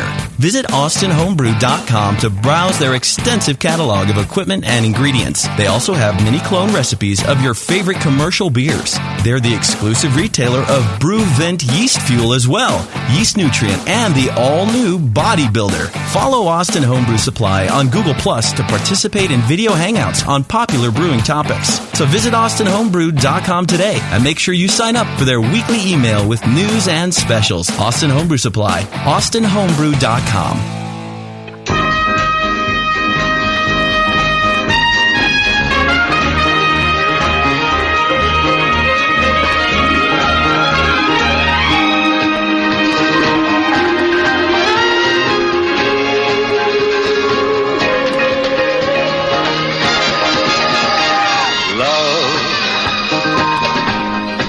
The chat was requesting it. Since when do you listen to the chat? For anything? When it's stuff that's ridiculously stupid. Because they started saying cool things. There's not a person in this room that doesn't know this tune. You want to use a microphone? What came on right after Love Boat? Fantasy Island. Which I watched also, but was not as big of a fan because Tattoo creeped me out. And he never got laid. And he also never got laid. Actually, in real life, that's all he did. Oh, is that right? Oh, he was a freak. Really? Oh, yeah. He had a little sawed-off shotgun he would carry around. Good for him. Yeah, and that's all he would do. But he'd take 2 or 3 women at once. Yeah. How do you do that? Hey, you're a fucking animal. That's how. Well, Joe, I can't wait for our date later tonight where we're watching the Love Boat. Are you guys saying Tattoo had the Julie syndrome? He did get laid? He did. No, he always got laid. In real life. Not on the island. Which is funny because it's Fantasy Island. But Tattoo's fantasy of being a normal-looking human being and getting laid never happened, right? He was excluded. Yeah, he raised everybody else's self-esteem. Wasn't that an episode where he got to be big? Was it? I don't know. It should have been. But it's a good point you make. Thank you. On Fantasy Island, the only guy whose fantasy doesn't get fulfilled is the midget. Well, they're prostitutes. They work for you. The little person, whatever. All right. We do have just a couple of things left to do. I want to thank Big Joe Hurt for coming in the show and playing a little music. And go to BigJoeHurt.com. Is that right? And find out where to buy the albums he's got out. And I might try to talk him into playing Winterfest again this year, too. So, always ways to hear Big Joe Hurt. I also want to thank Jeremy Marshall, who's still hanging out with us today. I know he's got a long drive back to Petaluma, but thanks for coming in, buddy. And, thanks for having me. Doing the new studio. And I just cracked open your new Dogtown Pail. You were telling me that you kind of had this case around, so it was a little quality control check for you. Mm-hmm. It's awesome. It's holding up perfectly. That's called car aged. Is that what you've done? And that means it survives all theft attempts too. Oh yeah, perfect. Important. Has it been in your trunk or in the? Full view trunk. Yeah, that's preferred. How do you think it held up? Pretty good. The hops are a little bit muted. How old is it? What are we holding up against? It's fairly fresh. It's about 2 or 3 weeks old. Okay. Yeah, but 2 or 3 weeks in a car is right. Cars are punishment. So all the listeners, don't keep your beer in your car. Don't worry about the state trooper. Worry about your palate. There's another brewer who comes on here. What if I keep it cold like I do? Well, then it's That's okay. different, right? He keeps it cold in his car. Yeah, I'm always roll with cold beer. His trunk's actually a freezer. I drive a freezer. There's another brewer who comes in here who will leave beer in different places, like on the roof of the brewery and in the car, because he also wants to just check it out from time to time and see what it's doing. That's important. It is, right? Because you want to know how much abuse, especially when you're bottling, not just the kegs, but more importantly when you're bottling, just to see how things hold up. I'll put a keg in my trunk. I don't care. It's called forcing. Right. Oh, I see. You really are forcing the aging of it, is what you mean. Exactly. Yeah. Okay. What did you do to a 9-year-old? Well, this one What are you, Schumann now, Doc? By the way, that was Doc. That was not me. I repeat, that was not me. You were thinking Although it could have easily been. Right. JP would have said 6. Yeah. While we're talking about kids, if I can just say quickly, despite Sam's best efforts, that kid Abigail is a good kid that you got there. I mean, it's still the happiest baby I've ever seen, and I don't think you can say "still" and "baby" in the same sentence. Creeps people out. She's past that age, I think. A toddler? And she lights up the stew. I'm always happy to see her, Bevo. That's the one compliment that you get this year. So, yeah, you're going to end up paying the fiddler when she's a teenager. Oh, I know. I'm fully prepared. No, for no free lunches. Hate me. She's going to be smiling and flashing them giant boobs at every dude in high I'm school. hoping that she'll be like me and she won't get boobs until she gets fat. So, like around 24 or something. It's true. You were a late bloomer. What were you in high school? Like an A cup? Like, yeah, you were a total A cup. You were like, I don't even need this bra. I'm just doing it because I'm supposed to. Yeah, she's trying to show some straps. She's training. The irony is that just trying to show some straps. That's what it was. The irony is that she got disbonded by her lack of boobs, so she started eating Taco Bell, and then they grew. Right. She's all depressed. I hate my life. Gordita. I forget when I met you had small boobs, but I forget if you had a big ass then. Did you have you did have a big ass. That's a rough hand. Because you were dating the black guy for a long time in high school. Well, you were. A series of them, wasn't it? Okay, first of all. Series of them. He was only half black. Okay, first of all. He was only half black. Like that matters. Second, I was like 16. And you didn't know better. Right. And we only went out for like 4 months. But did you have a big butt when you were 16?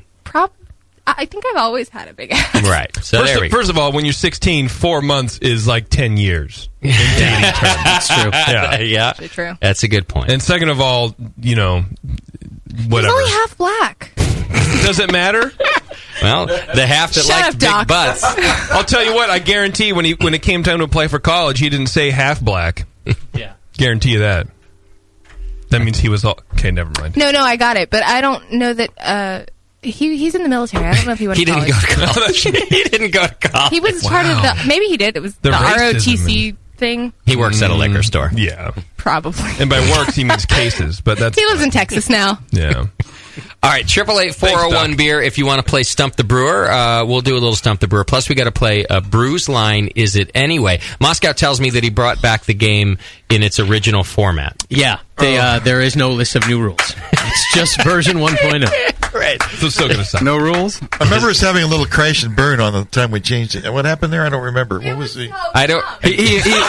Bevo's saying he how dumb it imposed was. like 20 rules and we didn't understand. Oh, that's right. We're too stupid for rules. You have to speak in an accent when you answer. It has to be an accent. That's a good one. An E block, Upper Peninsulan accent. Moscow made the mistake of trying to class up the game, and he had to realize that we're too stupid and unclassy for that. We need it basic and to the point. Yeah. And then we can do these things. Right.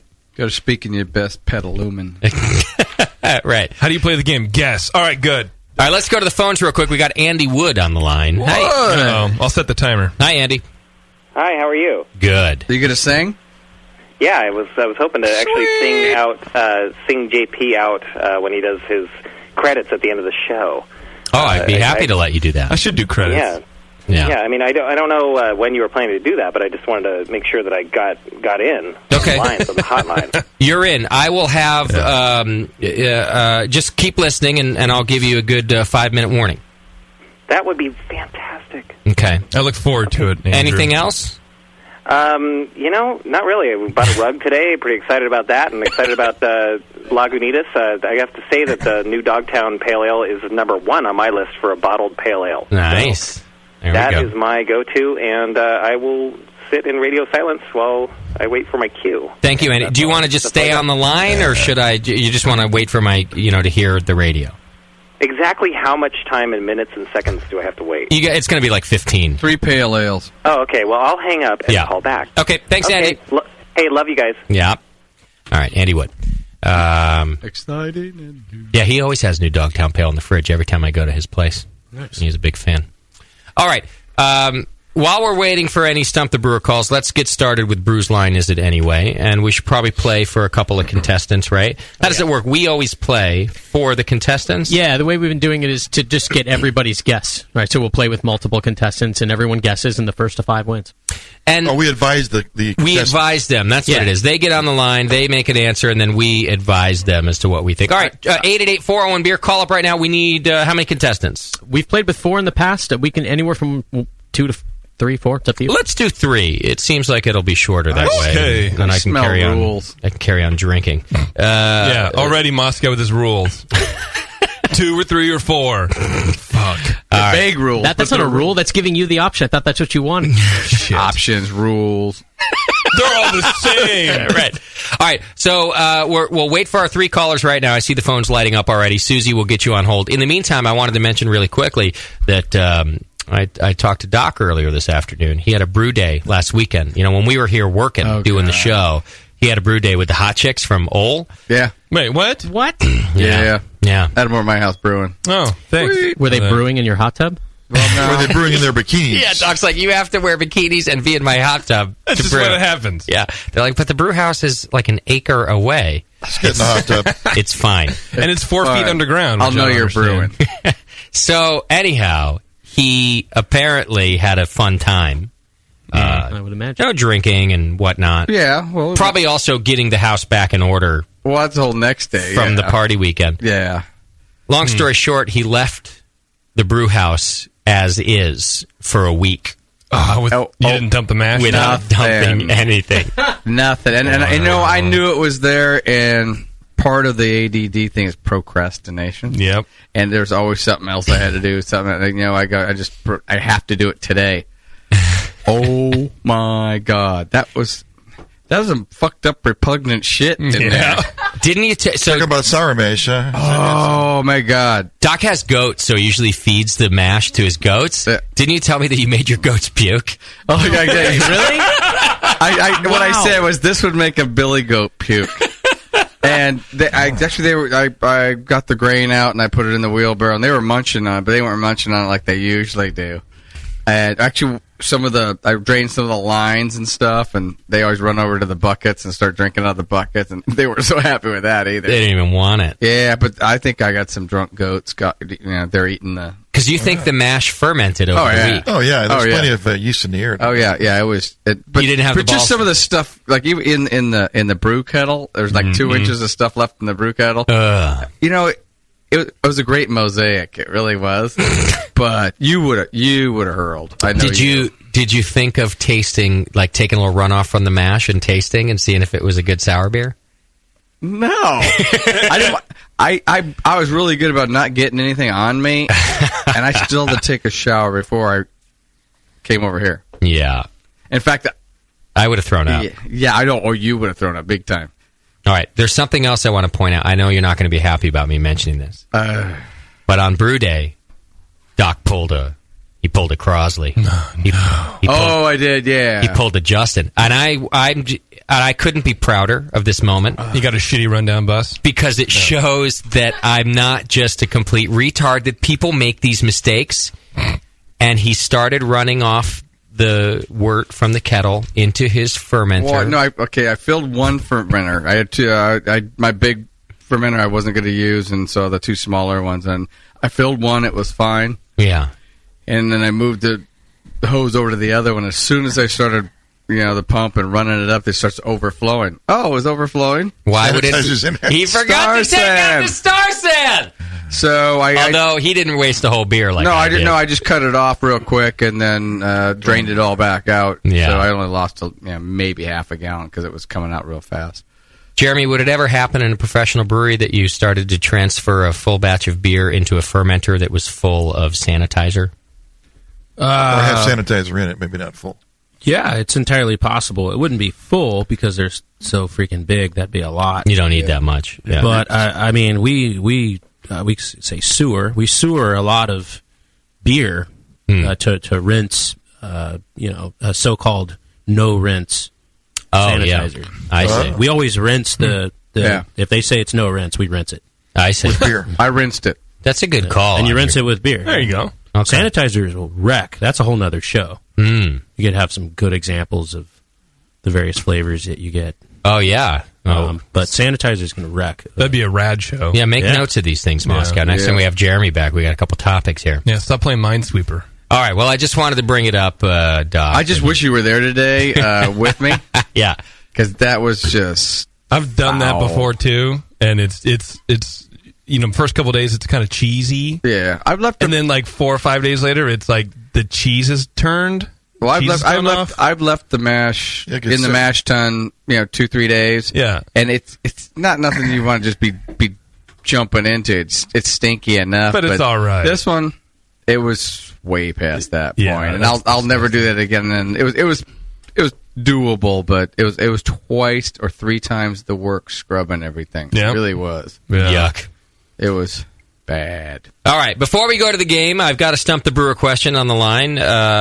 Is it who ate all the pies, or is it Grana? You got who ate all the pies on line 4 for the game? Is that what's going on there? Yes. Oh, because we only need 3 for the game. I know, I told him that too. I was like... And he just argued with you until you put him through? He didn't argue. I'm just like, I'm going to put you on hold. If they use you, they use you. If not, then... All right, so we drop pies. The Stump the Brewer question then is from Garad. He wrote into the chat room. Okay, are you ready for your Stump the Brewer? What is the weight of Dan Gordon? Oh, man. We don't have an answer. We don't know the answer. It's got to be in kilos. And he's been slimming down. I will slim down. I get him mixed up with Biersch. I don't know which one it is. It's this cup right here. We don't have any way to verify this one. So let's say kilos now. Let's go with Zentners. Yeah. Let's say 1.3 Zentners. I think he's not stumped. Hit that right on the nose. All right, well done. There is a free line if anyone wants to call in with Stump the Brewer questions, or you can put them in the chat room. We will send you a prize. Let's move on now to Brew's Line. Is it anyway? We've got a couple people on the line to play for us. It looks like we've got Theo Brew. Theo, what's happening, buddy? You with us? Praise be. Yeah, I'm here. I'm not even drunk today. I was going to ask. That was my next question. It's not even Sunday. Maybe that's why he only gets drunk on Sundays. Our minister brewer. Our other minister brewer. All right, Theo. Do you know how the game works? Can you remind me? Yeah, but we'll do it with everybody. So just hang in there. Let's go now to Steve-O. Steve-O, what's happening, buddy? Hey, what up, Justin? Where are you calling from? It's my Rialto, right? Whittier. Oh, that's right. It's my Whittier dog. Hesperia. This is the best caller of the year right here. And I forgot that. What's up, Steve-O? I need a little Hey, paper. I've been on hold, man. I don't have a computer, so I can't listen to you guys. I've been on my phone trying to hear you guys. What's a caputer? So I don't even Where's know Joe? Joe, what is a caputer? Can you don't translate that? Where's Steve-O? What have you done with it? Pooper. You don't have a mobile app?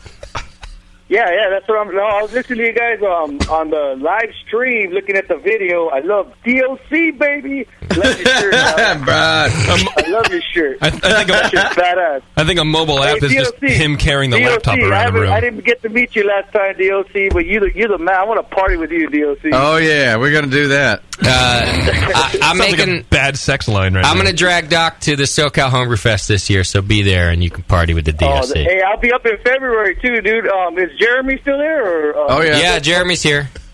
Yeah, what's up, brother? I was there at Super Bowl last year, dude. I spent Super Bowl at Lagunitas, man. I love that place. Nice. Well done, sir. Speaking of, thanks for the TV. Speaking of session beers, Reuben and the Bretts, best session beer ever. Reuben and the Bretts. Man, you're a freaking animal if you think that's a session beer. What beer is that, Jeremy? Best session beer ever. That is a. All right. You got a second? Yeah. That's Stump the Brewer. Well, no, no. Just to call it a session beer. That's stumpy. So that is started out as a 10% imperial stout, aged on Cho chocolate nibs inside of a bourbon barrel, inoculated with Brett, aged 3 months, and then transferred on top of with raspberry puree. Wow! And I know everyone's going to say about that whole eat the fruit thing, but just a little bit, and then we let it go for another 15 months, and it comes out finishing about 12%. So there's your session beer. I'm saying Stump. That's my favorite session beer right there. I love that beer.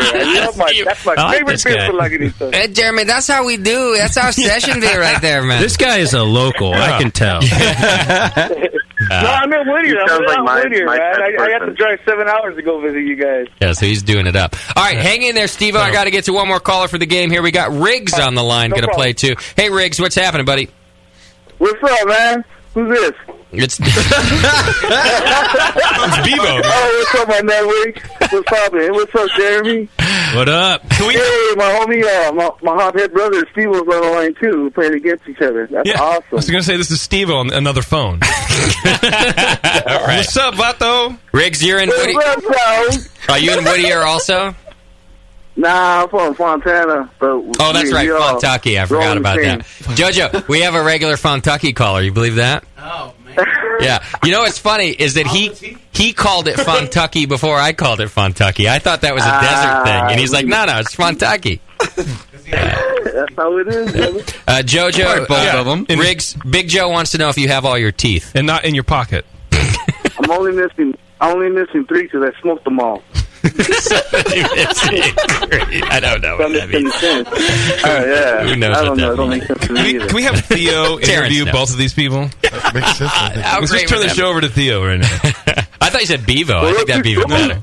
All right, guys. Am I still on the line? Yeah, everybody's on the line. All right, we got Theo and we got Steve. I know this guy. I know him personally, though. I know Eric right there on the other line. I know him personally. All right, that's fine. This is what Facebook is for. Hey, but no cheating. All right. All right, hang in there, everybody. Now, you got to calm down a little bit. We're going to get ready for the game.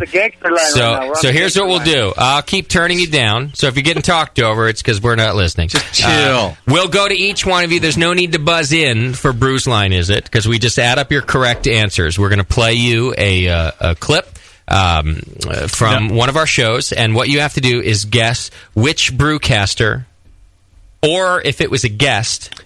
No guess this time. The categories are Justin, JP, Tasty, Bevo, a caller, and now Nate has been added. Oh, okay. I like that. So no guess. It's a bunch of us and a caller, and Nate is in the brewcaster list. And we'll go through each one of you, and we'll give a point for each correct answer. Yep, first to 5. We'll also the brewcasters here in the studio will all also advise you on what we think it is. By the way, our track record kind of sucks. We're not very good. We're not very good at this game, but we will play along with you. Yeah. And then we'll get a winner. Did I miss anything, Mosky? You got it. We're not going to play the clip. I'll say the clip. But otherwise, that's right. Oh, that's right. We play it out. Of course you do. Of course. All right. Any questions, guys?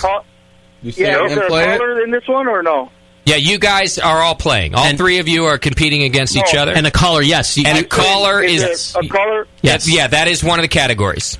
So it's Justin, JP, Doc, Nate, Tasty. No Doc. Bevo. No Doc. Bevo. Okay. Yeah. Great. You had it right. I'm confusing everybody.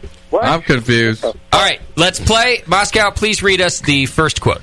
It really was, all in all, a great crowd, but I didn't quite see the Oakland demographic there, if you know what I mean. Tasty. Oh, gee. That's Tasty. Hey, this is Steve-O. I say Tasty. All right. Right away. That was Riggs. I say that's JP. All right, Riggs said JP, and I think Theo said JP. Yeah, no, Steve-O said Tasty. Yeah, I got that. Here we go. Theo, JP, Steve-O, Tasty, Riggs, JP. Okay. My initial millisecond is that it was JP. But there's something about it that makes me think Tasty. I know why, because there's no, fuck and shit and motherfucker. Right. He's not using my full range of communication in that clip, so it leads me to believe that it's not me. Plus, even though it's not very subtle, there is a modicum of subtlety. Whereas you would just be like, because there are... Because it wasn't as dark as it normally gets in this area. That's what you would have said. Look, it's racist, but it wasn't that racist. Yeah. Yeah, there's a certain amount of political correctness being implied there. Yes. Terrence was also pointing at Tasty. You think it was Tasty? I think it was Nate. I'm going to go right out of the that game. could be. I'm No say way. Nate. What show? What other show? Who talks about a show? Nate shows. Who lives in Oakland? No, he knows Oakland really well. But he's too nice. Nate is way too nice to say anything like that. Every once in a while, he gets funny. Okay, which I apparently think subtle racism is hilarious. Right. Yeah. That's what he means by funny. I'm actually going to say a caller. I changed mine. That sounds like an Andy Wood kind of comment. Caller's always the wild card. Okay, Tasty. Who do you think? I'm thinking me, I guess. Although I don't remember saying it, of course. Like always. That's a given, yeah. Doc? I'm with you. It's that it's between JP and Tasty. You know what? I'm going JP. Okay. Beaver? Attaboy, Doc. Attaboy. Thank you. JP wouldn't use the word demographic. Way too many syllables. I would use that term, yeah. So who are you saying, Bevo? Now you would. She's thinking Tasty, too. Okay. Well, we have one different answer where JP is saying Nate. Most of us, except for Doc, you said JP, but the rest of us said Tasty. All right, play the clip. It really was, all in all, a great crowd. I didn't see quite the Oakland demographic there, if you know what I mean.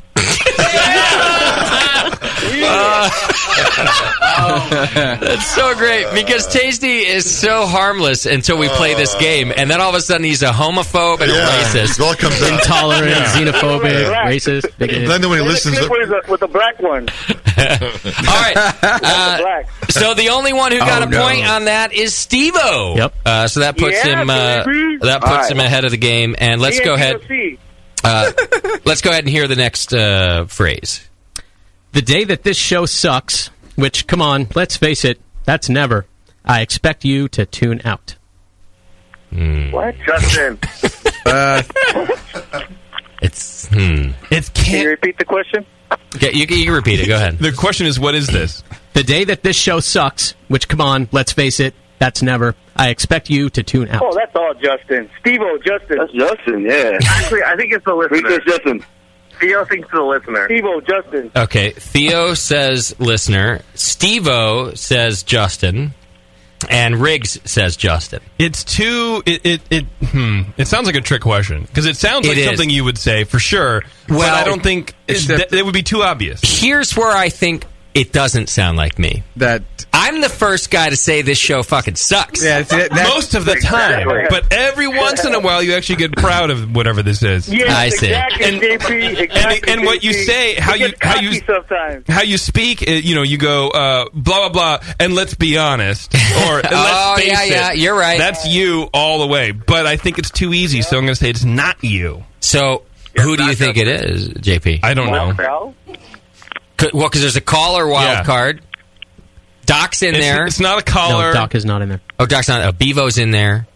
Nate's in there. No, I don't know. I don't know who it is, but I don't think it's you. I don't think it's me either. And those are the only two people that really matter. I do think it's me only because none of the other choices make sense. Right. Well, that's what I'm struggling with. It's the trick question thing because usually we just say this sucks. Come on. No, it's Justin. It's All Justin. Right. Tasty, what do you think? I think it's you, yeah. Bevo? I think the show sucks. Bevo, you can't guess it. Only when you're here. Yeah, see, it can't be Bevo because she has never said this show is good. Right. Ever. Even when she's drunk. And she doesn't. I expect you all to tune out. It is you because nobody talks to the listeners like that. I just call them dickbags or whatever. T-Bone? Jeremy, he pointed right away that it's got to be me too, he thinks. Okay, so contestants, I've got Theo saying that it's a caller. Steve-O says it's me, and Riggs says it's me. Play the clip. Eric just want to copy me. The day that this show sucks, which, come on, let's face it, that's never. Yeah. I expect you to tune out. 2 for 2. Steve-O, 2 for 2. All right, Steve-O's 2 for 2. Riggs is now on the board. Theo, 0 points. Go ahead with the next phrase, please. You start mentioning we're going to do things for boobs, and people come out of the woodwork. Are you on this list, Moscow? No, sir. For boobs? Repeat it again, please. You start mentioning we're going to do things for boobs, and people come out of the woodwork. JP. Steve-O. JP. Steve-O. All right, Steve-O says JP. I say Evo. Riggs. Riggs says Bevo. Oh, Bevo says Bevo. Oh, okay. Wait, now. I'm saying Nate. Because who says woodwork? Good call. Maybe Right? JP. That's a JP word. No. I think you're right. It says wood. I can't think of anybody to say it, and that's what makes me think it's Nate. Because Nate doesn't say anything, ever. It's either Tasty or Nate. And I gotta think it's Nate. Nate. Right here, watch. Could be Tasty, though. Tasty wouldn't say. Tasty would just say, "Send us more boobs." Cut them off and send them here. They wouldn't. More boobs, please. If you do get breast cancer and you get it removed, give it to me. And you also got to look at Moscow. He likes to play fair, so he's trying to move it around, split it up, so it's like even. So we haven't heard from somebody. It's me or don't Nate. Don't think so hard, Doc. Don't think so hard, DOC. Oh, we have to. It's Nate. I'm trying to get in to Moscow's brain right now. I think I would say come out of the woodwork. There's a lot of room in there for you. So it's me or Nate. It's all JP. I think I'm with JP on this one. Theo, who do you say it is? I thought it was Bevo. Theo says Bevo. Who does Steve-O say? Could be Bevo. JP. Steve-O and Riggs? I say Bevo. I'm telling you, it's not me, man. So we got two for. I don't know if it's. Bevo also doesn't say come out of the woodwork. I don't. Yeah, kind of. I would say. Yeah. All right. She's the one that says boo. Play it. You start mentioning we're going to do things for boobs, and people come out of the woodwork. Turns out I'm good at this game. No points. No points. For anybody. Oh. All right. Wow. Give Was us. that you, Justin? That was me. Yeah. Oh, my God. Yeah. I didn't expect 2 J's in a row. Ah, Oh, you're tricky fine. Jude. Yeah. By the way, I haven't gotten any boob pics in a while. So. Yeah, by the way, our demographic is all messed up here. Pick 2 J's before you pick 2 J's. I'll take you a picture of my hairy nipples. I don't need. Who needs that? I have a mirror. I don't need that. All right, next phrase, please.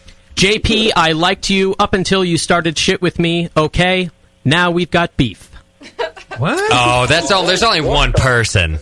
That's Is easy. that a listener or Bevo? All right, pick one, Theo. Yeah. Bevo. Yeah. Steve-O? I'm going to go Bevo.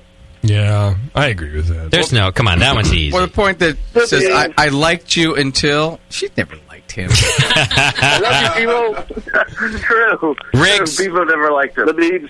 All right, Riggs is saying Bevo too. I mean, read it again just so I can listen for any of your trickery. JP, I liked you up until you started shit with me. Okay, now we've got beef. I think it's Bevo because she just wanted to use the words JP and beef in the same sentence, if you know what I mean. I don't think Okay, I've ever Jesus, said the okay, words a we lot. have beef. I would say I'm going to cut you. Yeah, that's good. Well, Can I change mine? But she Can I says change mine to okay a call lot, it? too. Which is why I think it might be a listener. Yeah, because I don't think she's ever liked him. let's be honest. What listeners do I start shit with? Everyone.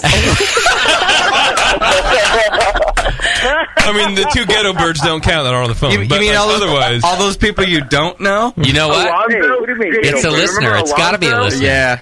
Well, I say listener. I changed mine to listener. All right, who's that? it's Riggs. All right, Riggs has switched to listener. Steve-O? Okay, it's all Bevo.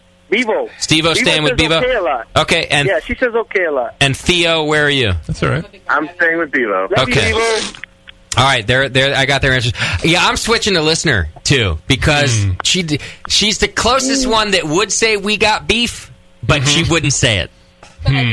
Wait, did she say hella beef before? She's like, we got hella beef now. Hella beef. All right, play the clip. Only after the drive-through. JP, I liked you up until you started shit with me. Okay, now we've got beef. It's Theo. It is Theo. That wasn't Theo, was it? Was No, it? that was years ago. Oh, it was? Yeah. It sounded like Theo to me. That's not you, Theo, is it? No. Play it again. JP, I liked you up until you started shit with me. Okay, now we've got beef. Theo, say the same sentence. That wasn't me, I promise. Yeah, but say it anyway. It sounds like it. Say, JP, I like you. JP, I like you until you started shit with me, and hell, we got problems. No. JP, I liked you up until you started shit with me. Okay, now we've got beef.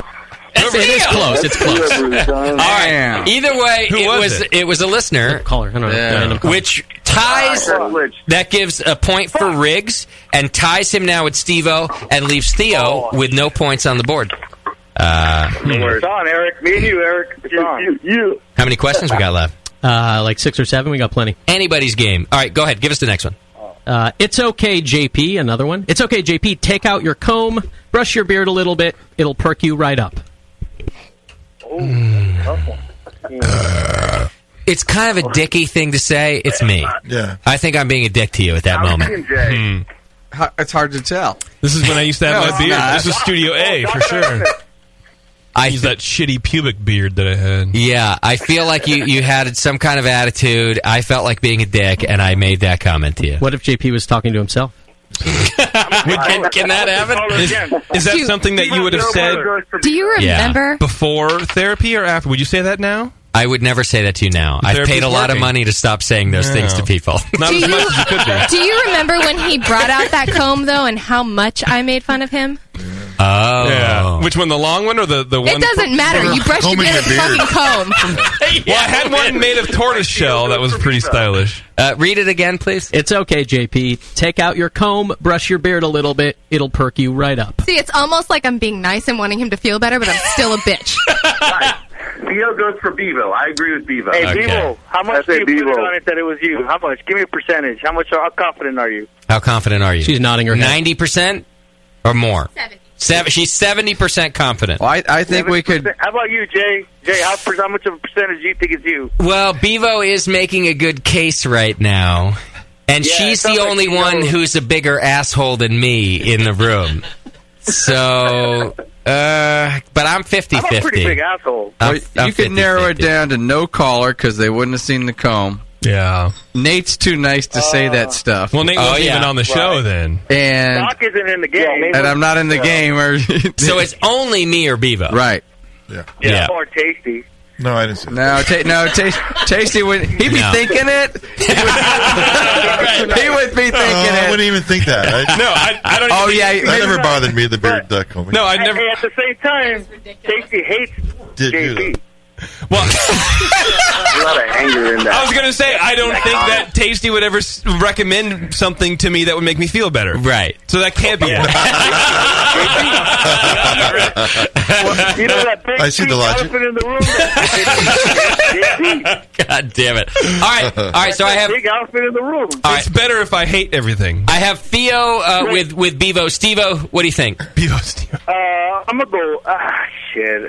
We gonna go. I'm gonna go, Bevo. I'm gonna go on your side, Bevo, because you're making a case for yourself. I'm going with you, Bevo. And Riggs, what do you think? I say Bevo because it sounds like it's fucking shit. Stop copying me, Riggs. Okay. I'm gonna shake your ass.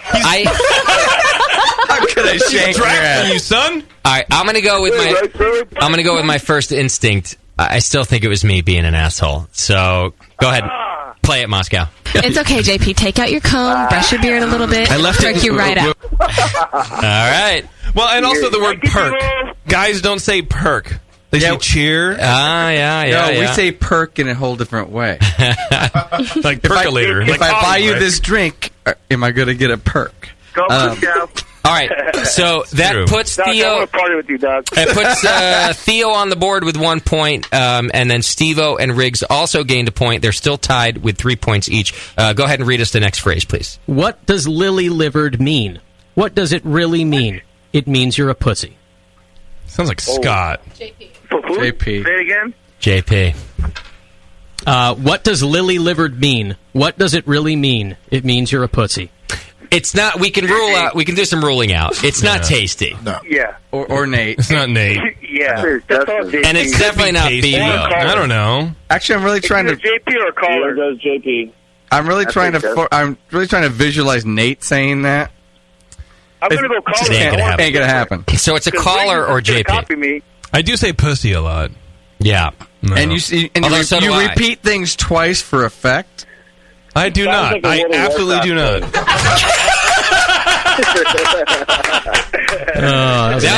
Now I see what people mean when they say that you're quick on your feet. I never knew it before, JP. Well, the awesome thing is I'm sitting down. Watch me when I stand up. Waka waka wit. All right. Theo, go ahead and give us who you think. JT. It sounds like a World of Warcraft thing.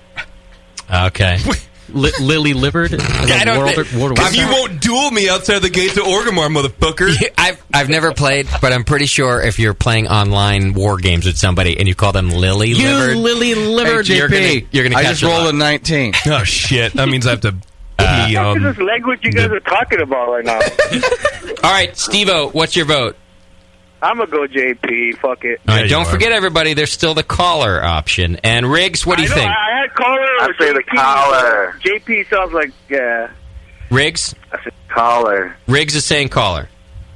Yeah, because you better not copy me, fool. All right. All right, so Theo says JP, Steve-O says JP, and Riggs says caller. Chance for Riggs to go ahead here. Uh-oh. Go ahead. I think caller. I think caller also. Go ahead. What does lily livered mean? What does it really mean? It means you're a pussy. Who is that? That is Nate Smith. No, it's not. No, it certainly is. No, what does lily livered mean? What does it really mean? Sounds like something. It means you're a pussy. That is Nate. That's not can't be Nate. It's Nate. No, it's not. Nate doesn't say pussy. Are you positive? Positive. It was in the like he said several sentences. That was one of them. It's Nate. Absolutely. Say it again. It was from like 2008. He was sitting in. He wasn't a brewcaster at the time. He was. I forget what the show was. So but it's Nate. Did he win Drunk of the Week? I didn't listen to the end of that show. I don't think so. Play it again. Play it. What does lily livered mean? What does it really mean? It means you're a pussy. Wow. It's Nate. Wow. So- Moscow threw us a curveball. So it was a guest. He was on as a guest. Well, no. Doesn't matter. Caller. It's not guest. Caller is the other category, and he wasn't Guest caller. isn't a. Oh, okay. No, it's All right. caller. In Moscow's defense, he said caller. No, I wasn't saying that he did anything wrong. I just wanted to get the answer. Yeah, it's still right, but- though. But he said there's caller and there's Nate. Okay. In the categories, so all right, no points. Yeah, and I can't. But that was Moscow. You tricky motherfucker. What did I say though? It could be Nate. It kind of sounds like something Nate would say. You did. You Yeah. did. What does lily livered mean? What does it really mean? It means you're a pussy. It's the end that. What does it really mean? It's that throws me off. The second. Could this be two people talking? No, it's not. No, what does it mean? What does it mean then somebody answered? No, trust me. Try it again. I'm not really. All right, we'll take your word for it. All right, next quote, please. Like I told you when we lost, you're just not used to losing. I took it in stride. You obviously never got over it. What the? Read it again. Like I told you when we lost, you are just not used to losing. I took it in stride. You obviously never got over it. I'm gonna go Tasty. I'm gonna go Tasty. Tasty's a good loser. He's a good loser. I sound like a guy that's got an attitude about Justin something. talking about Homebrew Club of the Year? I think it's. We didn't lose that though. I think it's Bevo. No, it sounds real bitchy. I think it's Justin to Moscow about some shitty what did you guys baseball do? game or whatever. No, I think it's somebody to Tasty. Really? Yeah. Well, then it would be JP. JP to Tasty. JP. I don't sound like that. I don't think that's something I would say. Wait, hang on. Do it in a whiny voice. No, say the clip again. It's not the vernacular that I would use. That's true. You want me to say it again? Yeah. Like I told you when we lost, you are just not used to losing. I took it in stride. You obviously never got over it. No, maybe you're right. Maybe No, you're right. that is like so you. It could be JP. Yeah. I don't say take Look, it. I'm good with it just because you aren't. I don't say take it in stride, but I am used to losing. I mean, I'm a Sharks fan after all, and I'm half Greek, so. We were oppressed for a long time by the Italians. I know suffrage. Where's Terrence? Tasty because Tasty never loses. All right, let's. No, it's more that JP always convinces himself that he's over it. I'm over. I don't even give a fuck about this game. He's doing it again. I'm over it right now. All right, let's go to the callers. Let's see what they think. Theo, what do you think, buddy? I don't know why, but my gut's telling me Tasty. Okay. By the way, maybe you've asked Oh, the you reflex. copy me, man. Everyone wants. By the way, I just want to point out, I like sober Theo. He's very reasonable. He keeps his fucking mouth shut. How many I points? kind of forget he's playing the game. He speaks when spoken to. He's How many points does he have? He has 2. He is sort of losing. Oh, no, he has one, sorry. Yeah. Oh, Are you saying You saying me, Riggs, is talking out of turn? No, of course not. But I'm saying Riggs and Steve-O sound exactly the same, but maybe like a decibel too short. Right. You know? Okay. Steve-O, who are you voting on this one? I'm going to vote for... I'm going to go for JP on this one. Thank you very much. Man, don't be thinking I'm stealing your answers, man. Steve-O just got real gay. Sounding really white now, isn't it? Listen, guys, I'm going to go ahead and vote for JP on this one. That's all I have to say. Thank you. Thank you. White voice. Over and out. All right, Riggs, what do you think, buddy? I say JP. All right, so we got 2 for JP and we got 1 for Tasty. Read it to me once more, Mosk. Like I told you when we lost, you're just not used to losing. I took it in stride. You obviously never got over it. I'm gonna go over. I want to change it to Tasty. What did we lose? What lot? Why would I say you never got over it? That's so pointed and so... Yeah, okay, JP. So at somebody. I wouldn't say that. It isn't something... Yeah, it isn't... I wouldn't get in anybody's face that way. Yeah. Yeah. Maybe on the way home in your JP car. does get under your skin, Tasty. You got to admit, JP gets under your skin. Well, he's not alone then. Come on. Yeah, I have a lot of masses behind me. Yeah. Bevo, what do you think? Well, before we became the winners of everything, Right. we lost to Doze. Oh. This is our whole show career. Right. We were losers before. We were losers before we were winners. Can I change it to Bevo? So we're like the Bad News Bears of radio. So who do you think said it? I think... Wait, can you repeat it again? Jesus Christ. This is a tough one. Voice. You guys smoke a lot of weed. You don't even remember what the fuck you said. Yeah, exactly. Pretty much it. Scott, mark that one down in the game. That's good. Not just that, we sit around and talk about it for an hour. Jeremy's head popped up when you said weed. You said weed. Jeremy went, what? I think JP was saying it. Okay. All right. What? Here's what I have for answers. Got Theo with Tasty, Steve-O with JP, and Riggs with JP. Just for fun, I'm going to say Bevo. I don't know why. I'm going to say... There's something weird about this one. I'm going to say McDowell. I want to say Bevo, too. Even though that's not like his personality, every once in a while we all slip up and say something like that's not. If we really pushed his buttons, he might have gone out of his element. See, I bet it was a show that we were. You obviously never got over it. I would say. Right. My first instinct was Tasty. All right. First instinct was I would Tasty. go with it. Son. Okay, I'm going to go through contestant final answers right now. Theo, JP, is that final? No, Theo is Tasty final. Oh, sorry, Tasty. You're right. Okay, Steve-O, I have you at JP. I'm going to switch it up to Tasty. Okay, Steve-O's now. No. And Riggs, I have you with JP. Is that final? I'm staying, yes. Okay, play the clip. Like I told you when we lost, you're just not used to losing. You obviously never got over it. That was Tasty. What? You were speaking to Sully about the Pro-Am beer years ago. Sports, the red herring. I do like to buzz Sully. I do like to buzz Sully's balls. That's true. Play it again. Like I told you when we lost, you're just not used to losing. I took it in stride. You obviously never got over it. Yeah. Tasty, you served the shit out of someone. You've been served. Wow. Yeah, and I can see myself saying it. Every day in my earpiece. Man, our listeners are good. Good God. Wow. All right. Yeah. So Steve-O got an extra point for that. He's taken the lead. It's now 4 points to Steve-O, 3 points to Riggs, 1 point to Theo. Go ahead, Moscow. You were smart, Steve-O. I have 2.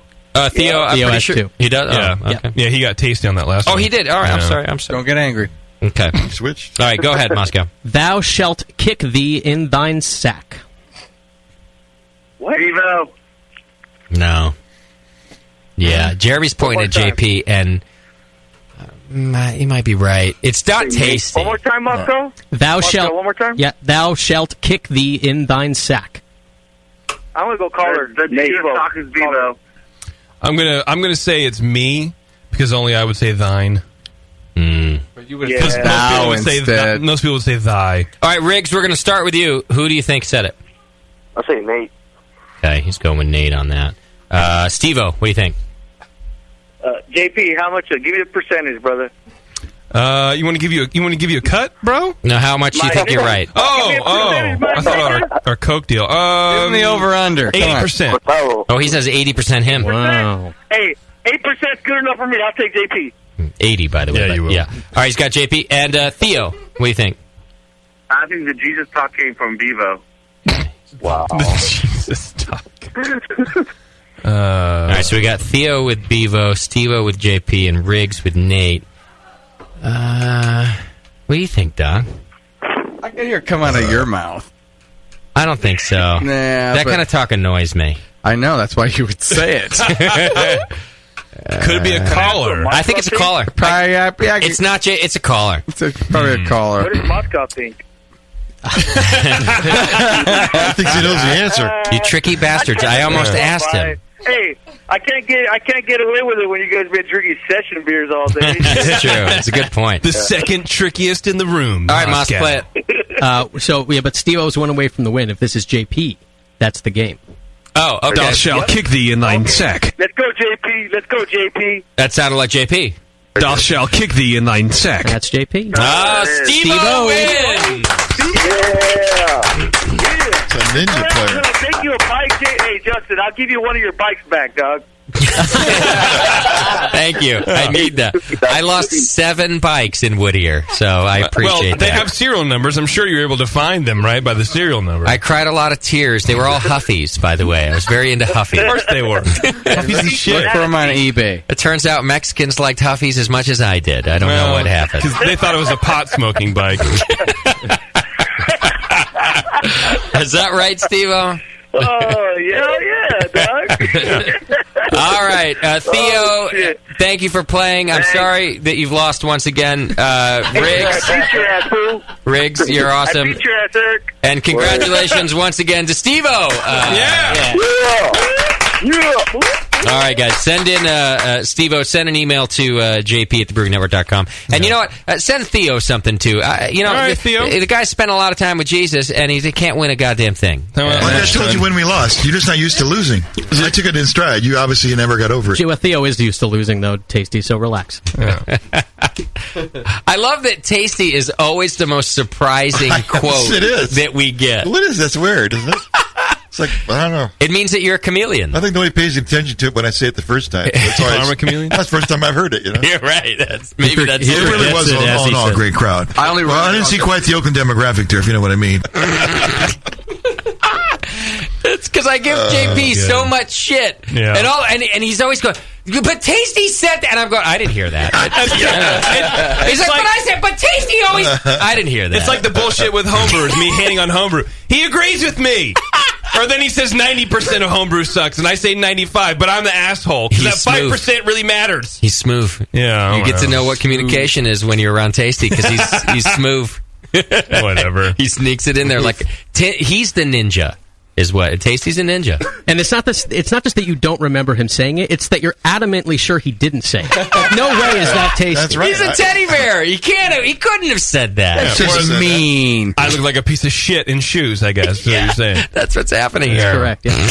Yeah. Send me your shirt size and your address and all that kind of shit. And Steve, stop tagging me in stupid pictures of you and beer. I don't care. You're the funny thing is when we say no, it couldn't be JP because it wasn't mean enough.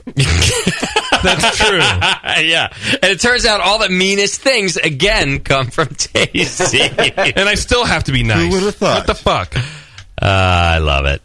Love it. I could not have asked for a better outcome. No. Moscow, well done. Moscow, you always do a great job on Great game. Except for when I don't. Except for when you don't. They're getting harder. They've all been good. Like, that game was the hardest one we've had so far. Yeah. So I think Moscow's really doing a good job picking quotes. Right. Yeah. And I also think that that Jeremy really breaks it down of why this game is so great. We are such morons that we can't even remember the things that we've said. Yeah. Really. All right. I think we're done. Twitter game. Oh, that's right. And Andy's got to bring us out. Cue the Andy. Yeah, Andy, call in. Call in now. We'll have you sing us out. And okay, so our Twitter game was make up a story for Doc. Right, make up a story about Doc. Okay. We had some really good ones, so it's kind of a longer one than I usually do. But 140 characters? Alex Ron 42 says, when Doc is out, quote, partying, he's actually out spreading Mormon values of the evils of coffee, premarital sex, and alcohol. Mm-hmm. That's pretty funny. That's tell fun. me if it's not funny, and I'll erase it right away. Jeremy Reeves says Doc brews beer with poison for Justin, skins Justin, and runs the show in Justin's skin suit. New show format. Feedback and tech info. That could happen. Oh, that's all I have. It's very reliable. Right. Nico Brew says 900 years ago he came to planet Earth to learn its secrets and physical and emotional limits of humans and make right what was once wrong. I feel like that's a story for Jeremy, actually. I don't think that's Doc. Chris Braden says this one time at band camp, Doc stuck a hydrometer up his balloon knot. The final gravity was an impressive 10.02. Wow. And Geist Beer, who haven't heard from in a while, says Doc stayed home and sipped on Diet Coke, playing toys with his kids. Then he went to bed. Okay. That was last night. Wait, I got one that I thought was from Firestone Walker Brewmaster. I'm getting to that. Oh, sorry. I thought you were done. No. It sounded like it was done. I was pausing for dramatic effect. Is FW Brewmaster Matt? Yeah. Okay, so he answered a Twitter game. I love it. Yeah. And it's a good answer.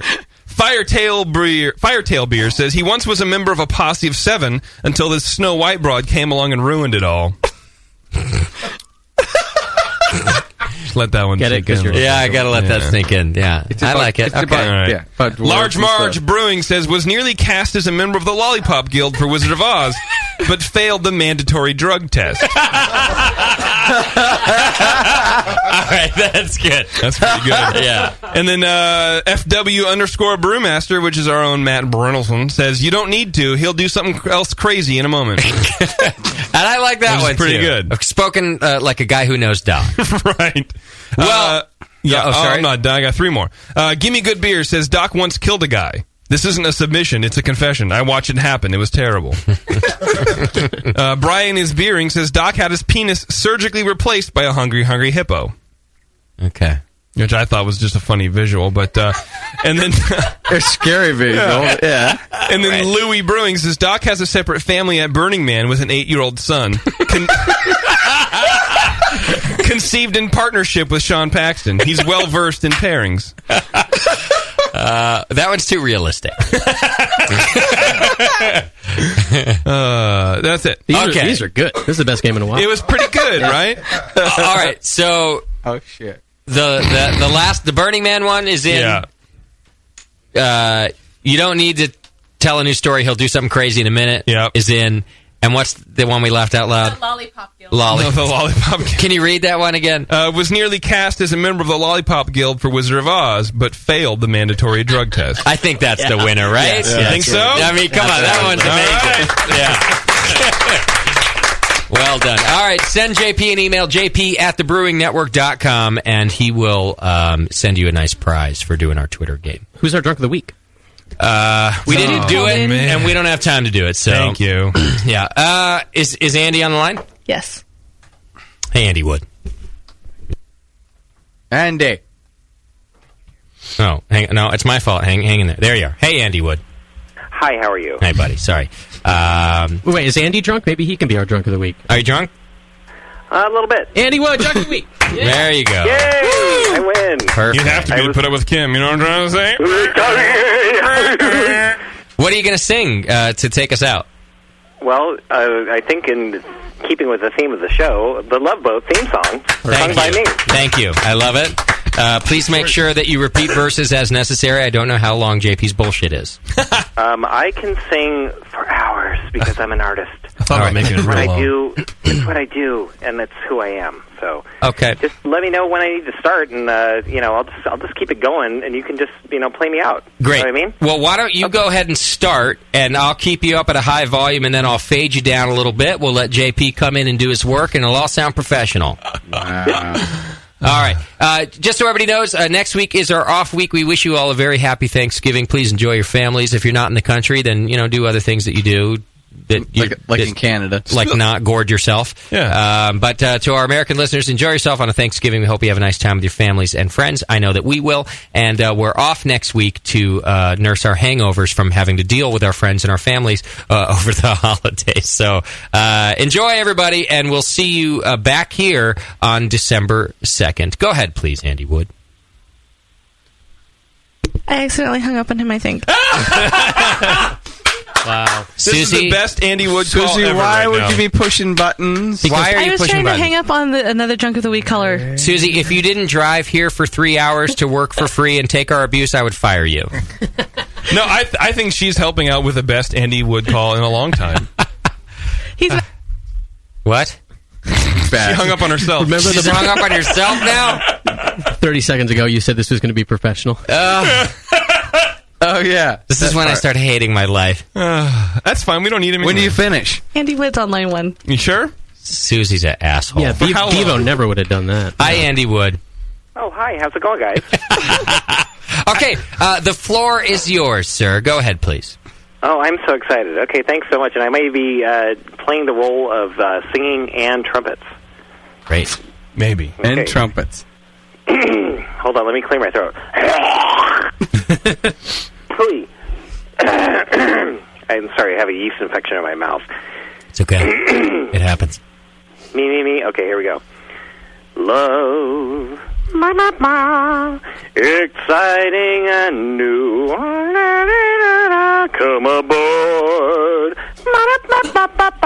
We're expecting you. And love. Thank you to our show sponsor, More Beer. You can get absolutely everything you need to make great beer at home by going to morebeer.com. JP is on Twitter. Follow him at Major Jip to better understand why his family has abandoned him.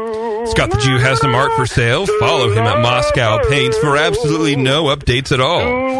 For some good beer insight and homebrew info, follow Nate Smith at Nathan Homebrew and Mike Yip McDowell at Tasty McD. The FX Matt Brewery's new Saranac 12 Beers of Winter variety package is now available, featuring 4 brand new beers. Find them at your local beer retailer.